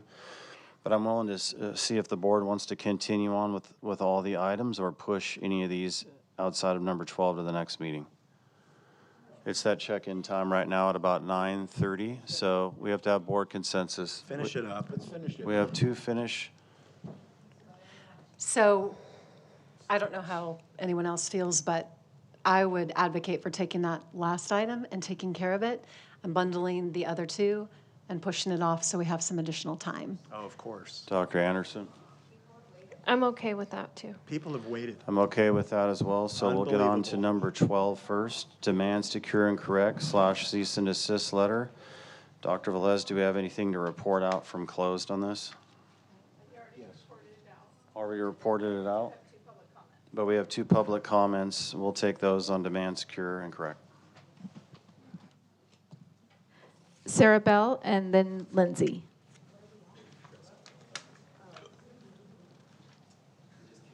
This is on information reports, item 12, demands to cure and correct / cease and desist letter. Yeah, but the audience is just saying that they came and waited for those other agenda items and submitted public comments. So I just wanted to mention that. Oh, that's my time. Okay. Well, the agenda item 12, cure and correct, raises concerns for me about consistency, fairness, and the selective prioritization of issues by the board majority.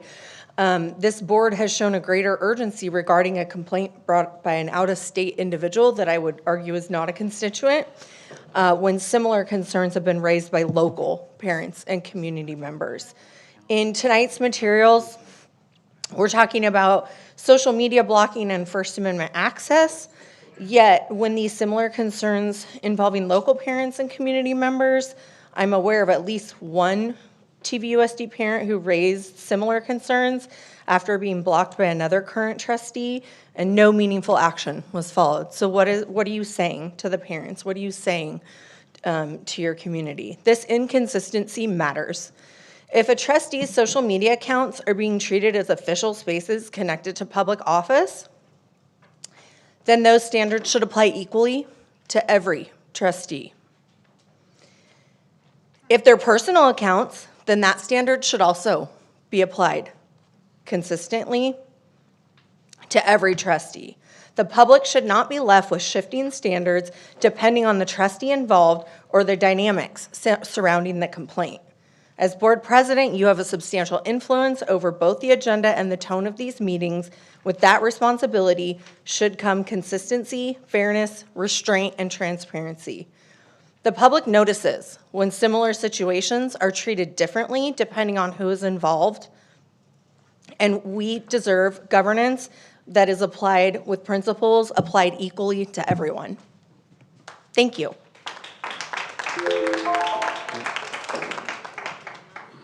Lindsay? Okay. I can't believe we're even turning a school board agenda into a stage for political drama and online obsession instead of focusing on the actual needs of our TVUSD students and families. This district has issues that it's facing right now. Academics, student behavior, overcrowding, staffing concerns, intervention programs that don't even exist, and restoring trust with our parents.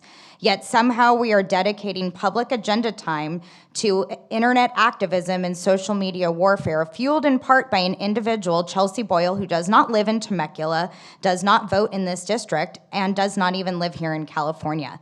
This is absurd. At some point, this board needs to stop rewarding people whose entire involvement in TVUSD seems centered around escalating conflict, creating outrage, targeting certain trustees nonstop online, and keeping political chaos alive 24/7. The situation surrounding trustee Emil Barham has already spiraled into major public harassment, backlash, and even death threats. Instead of lowering that temperature, this very agenda item legitimizes and amplifies the toxicity. And frankly, it makes this board look unserious. TVUSD should not be governed by outside political activists and social media personalities obsessed with creating drama from thousands of miles away, while our local families who have been sitting here for hours can't even speak and are asking for leadership and solutions. This board was elected to govern our schools, not referee internet feuds. Shame on everyone who thought that this deserved agenda time while real district priorities continue to be pushed aside, like our information items tonight. And these parents are sitting here waiting to speak on those that you agendized. So you need to run better, efficient meetings so we can hear all of those information items that you specifically agendized, and they have been waiting for hours to speak. So let them speak. Absolutely. So I just, this is a point of clarity, and I'll say this one more time. At approximately 9:30, which it's 9:34, the governing board will determine which of the remaining items can be considered and acted upon before 10 p.m. and may continue all other items on which additional time is required until a future meeting. All meetings are scheduled to end at 10 p.m. We have every right to do this in accordance with the Brown Act, and that's what a majority of the board decided. And just for the record here, Dr. Anderson, you don't have to read out anything. You already did.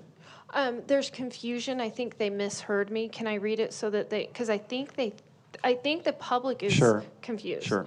Okay. So it was moved by Anderson and seconded by Schwartz to deny the request for cure and correct.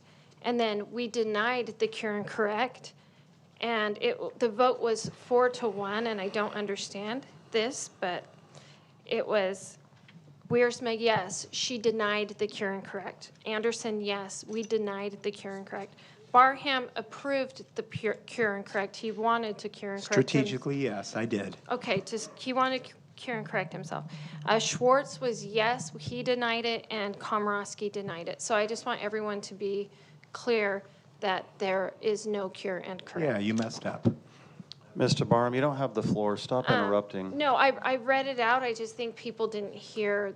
Maybe the vote confused them that you voted to cure and correct yourself. I don't know. I just wanted to clarify with everyone. Okay.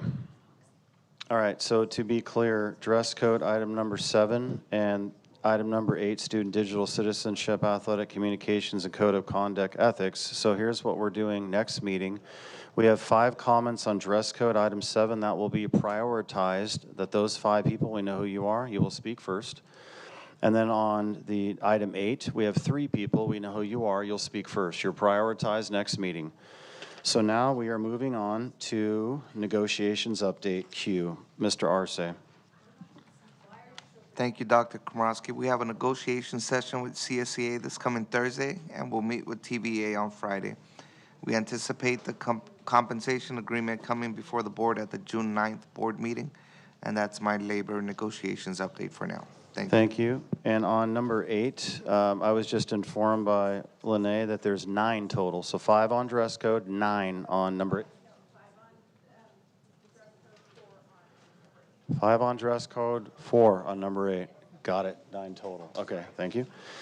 Okay, now we are moving on. Thank you, Mr. Arce, to board comments. Any board member want to go first? Please keep it down in the audience so the board members can speak. Thank you.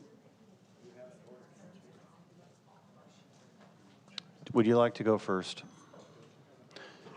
Dr. Anderson, would you like to go first?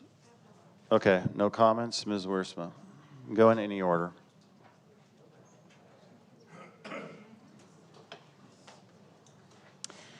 I had the awesome opportunity to attend the Crystal Apple Awards presented by the high school students of the Church of Latter-day Saints, honoring a variety of our distinguished and Hold on, hard. will you stop the time? You know, working- audience, you're being loud out there. There's a lot of commotion. Can you please be silent? Thank you so much.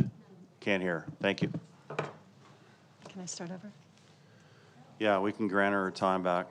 Literally, there's audience members talking over there. Because we made arrangements to be here.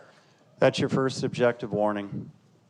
Please stop disturbing the board from conducting business. Thank you. Mrs. Wiersma. I had the amazing opportunity to attend the Crystal Apple Awards presented by the high school students of the Church of Latter-day Saints, honoring a variety of our distinguished and hardworking teachers as we kicked off Teacher and Staff Appreciation Week. I want to thank the church. It's always an honor to hear from the hearts of our young people and why they appreciate their favorite teachers so much. For those of you who were here a little later for additional items, I want you to know that we will come back with these. We're looking forward to hearing you, and I think that additional work will be done in the meantime because we value the input, and I did hear all of you tonight. There will be time to talk about TVUSD's current board policy, what official student handbooks say, what CIF guidelines recommend, and all of this is going to be a layered approach in looking at the entire situation and the controversy. I want to say I am a mom first. I've raised some amazing boys. They all played athletics here in TVUSD. Who was that in the audience? Please stand up. There, Christine Massa, that's your first warning for objectively disturbing the board meeting. And what was that? The one in the glass is the pause lady, last name? I said it. Okay, that's fine. We corrected. Okay, Ms. Wiersma.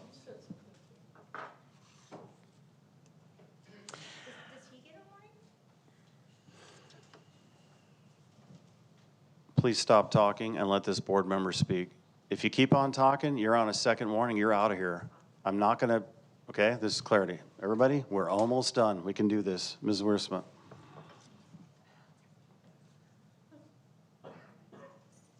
So I've raised some amazing kids, and I actually went to them over the weekend and talked to them and got their perspective, and it was great. I am definitely in a place where I'm looking forward to reaching out to the community, and with the water polo president of the board who was here this evening, I tried to reach her 6 different ways.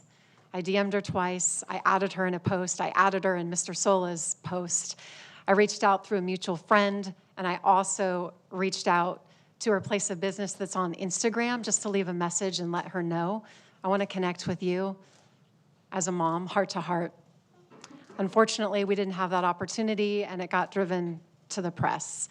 And I think there was a gentleman tonight, I forget his name, but he mentioned there's probably additional context that I don't know, and there is. And we're going to have that discussion because I think it's important as a community that we do look at what's on the books and what happened, and we can be bitter or we can get better. And I look forward to doing that. I do love the district. I thank you, those of you who came to share your heart.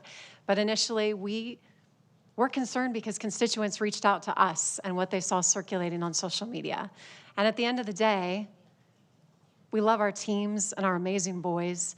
We also represent the district at large, many perspectives. And when you look at the representation, the optics, the captions, all of the things need to be discussed, and I think we can do it. So I'm looking forward to that, and I hope you'll come back in June if you have something to speak into. Thank you.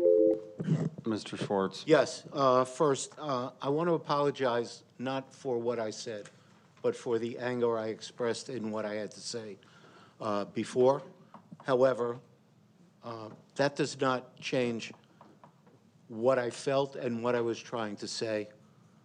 I don't know if you guys remember, but a couple of months ago, I tried to put a policy on the agenda about speaking water, about who we prioritize, students, parents, community members, and then outsiders. And that was, of course, rejected because why should we prioritize students and parents when we could have Chelsea Boyle from Florida or whatever that lady, what's her name from Chino?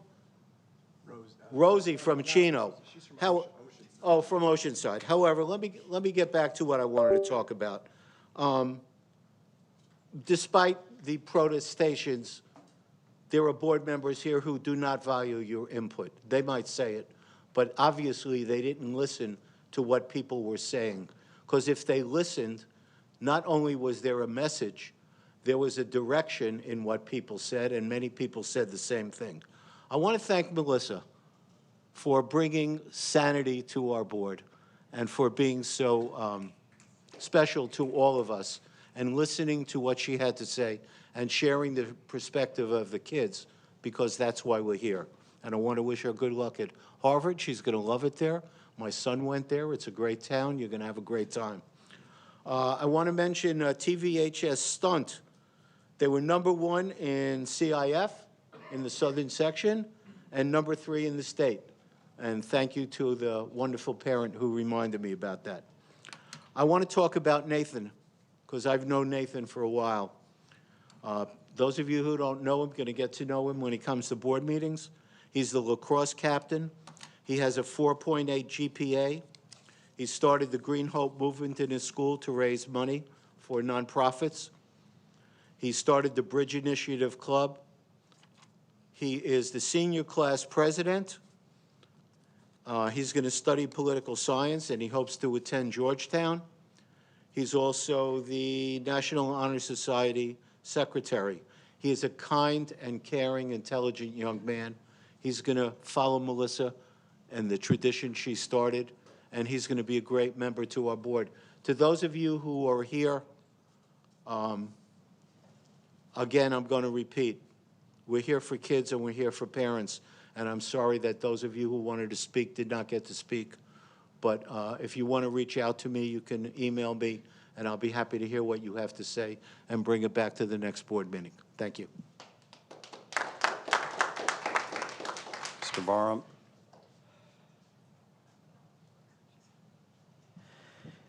Governing decisions should be based on what?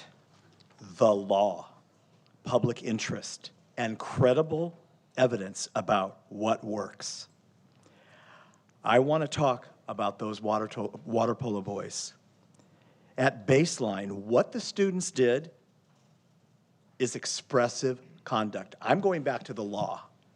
I can look at all kinds of things online, but I'm going back to the law. What those boys did is expressive conduct, team spirit, and celebration. What is the governing standard? It's a Supreme Court case called Tinker versus Des Moines Independent Community School District. And what was the ruling in that case? That schools can regulate student expression only if it causes a material and substantial disruption. Was there disruption? I say no. Or was it just discomfort or embarrassment or controversy? or moral judgments regarding good character, professionalism, or appearance of impropriety. I've had enough. We cannot govern based on those types of things. It's inconsistent, it produces selective enforcement, and it is built on a foundation of sand. And when the waves come, the governance structure deteriorates. You three are cowards. Dr. Komrosky, this is when all the stuff was going on with me for the last 2 months. The community holds me accountable. Well, they're here to hold you accountable, and what did you do? You sent them home. You sent them home. So you are a hypocrite, and this governance structure is deteriorating little by little, and we need to fix it. And I say the only way that we're going to get it fixed is to unelect these two and possibly recall that one over there, okay? Because they are contributing to the deterioration of this district and playing games. That's what they do. They agendize things, we prepare, the community prepares, and what happens?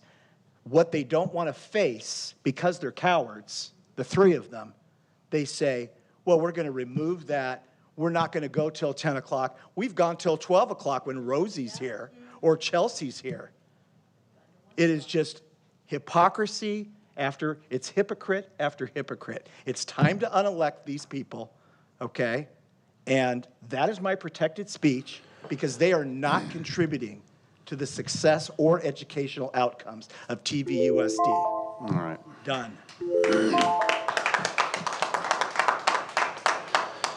Okay, shout out to the Crystal Apple Awards. I definitely enjoy that yearly. Wanted to give a special thanks to Brett Larson, the North Stake President, Andrew Dixon, the South Stake President,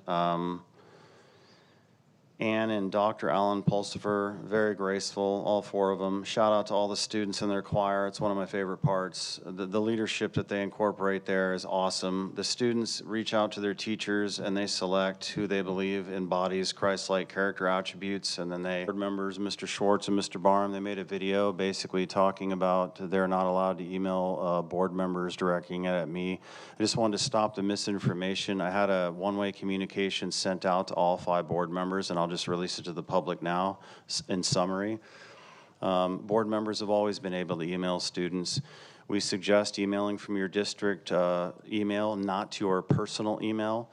And best practices is when you reply to a student, maybe CC the teacher, the principal. I always CC the superintendent, Dr. Velez, even though that's not necessary. So to stop the misinformation, we are indeed allowed to respond to students.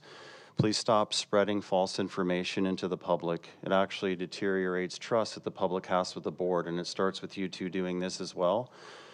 And then last, and very importantly, this is just my statement regarding the TVHS water polo incident. A few young men from TVHS water polo team were supporting their fellow baseball team and posed in a picture on a parent-sponsored page associated with TVHS. I thought it was inappropriate and that their attire didn't align with the district's dread code, an administrative regulation, which it in fact doesn't.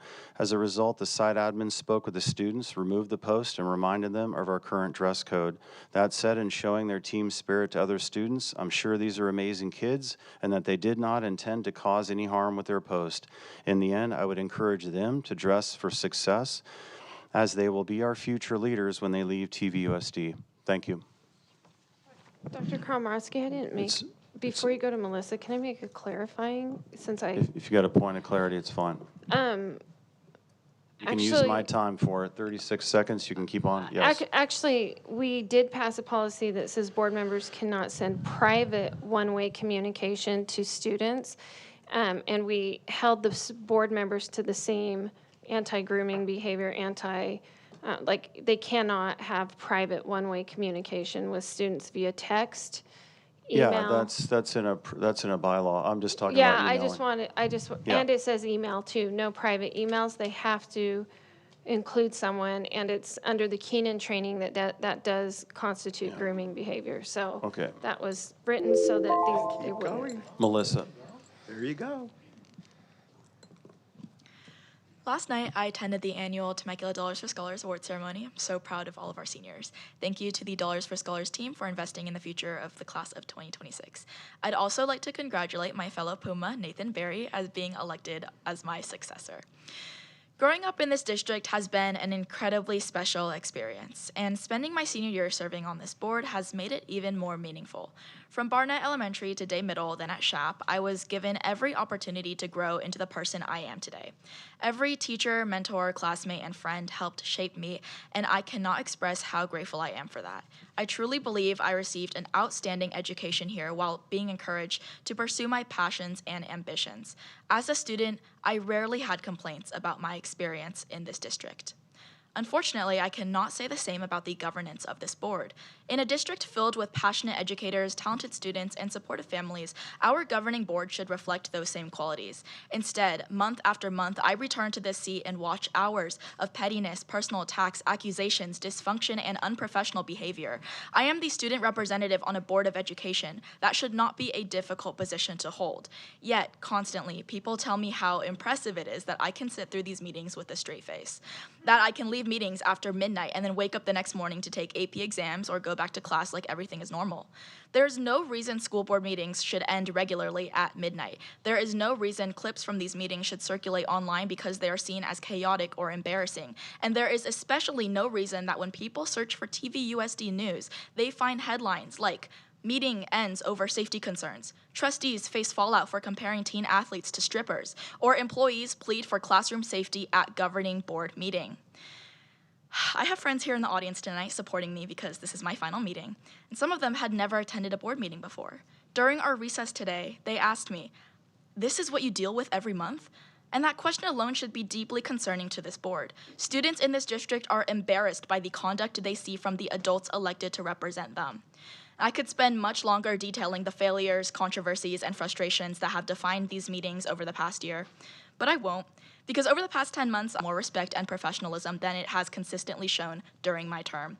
But despite everything, I want to end on a positive note. Serving in this role has taught me so much. It has introduced me to incredible students, educators, community members, and opportunities that I would have never experienced otherwise. When I haven't been supported on the dais, I've been supported by my community. And for that, I will always be grateful. And if anyone wants to see where I go after I graduate, you can follow my public account on Instagram. Thank you, and have a great evening.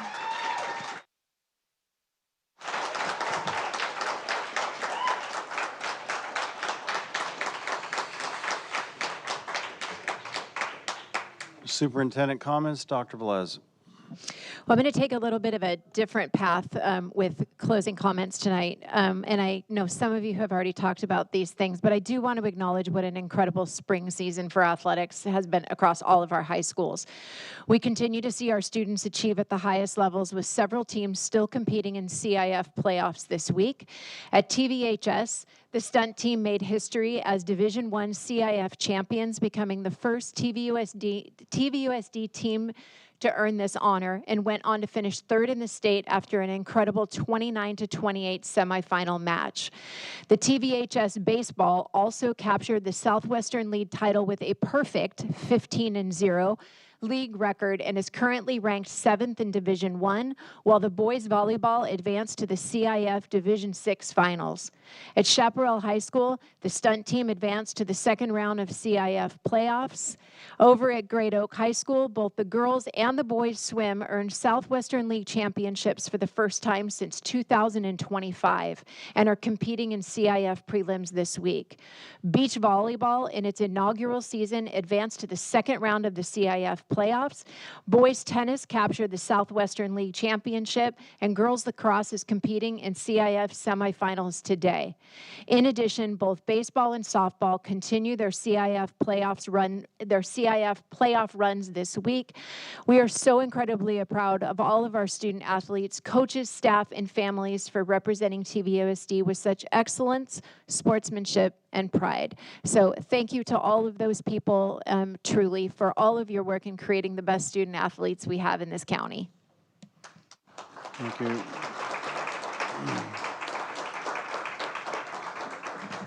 Thank you, Dr. Velez. And future agenda items T, we have nutrition update presentation, we have safety and security update written report, we have budget adoption, we have LCAP actions and services. And this is a point of order and clarity that I didn't have at the time. But I want to make this very clear, unless basically no discussion will be made regarding personnel issues in open session, but also pursuant to Education Code 7054, the public comment process shall not be used to show support or opposition for any ballot measure or candidate for political office, including candidates for district's Board of Education. So I'd remind Mr. Barham, you are violating California Education Code 7054 by That is talking my about protected campaigning. speech. And I think that you should not do that. Again, professionalism, keep it professional, and you have the point of order before That is you. my protected speech. Violating California Ed Code. And then we will go to announcement of the opinion. next meeting. The next regular open session business meeting of the Governing Board of Education is scheduled for Tuesday, June 9th, 2026. The meeting is adjourned on Tuesday, May 12th, 2026 at 9:57.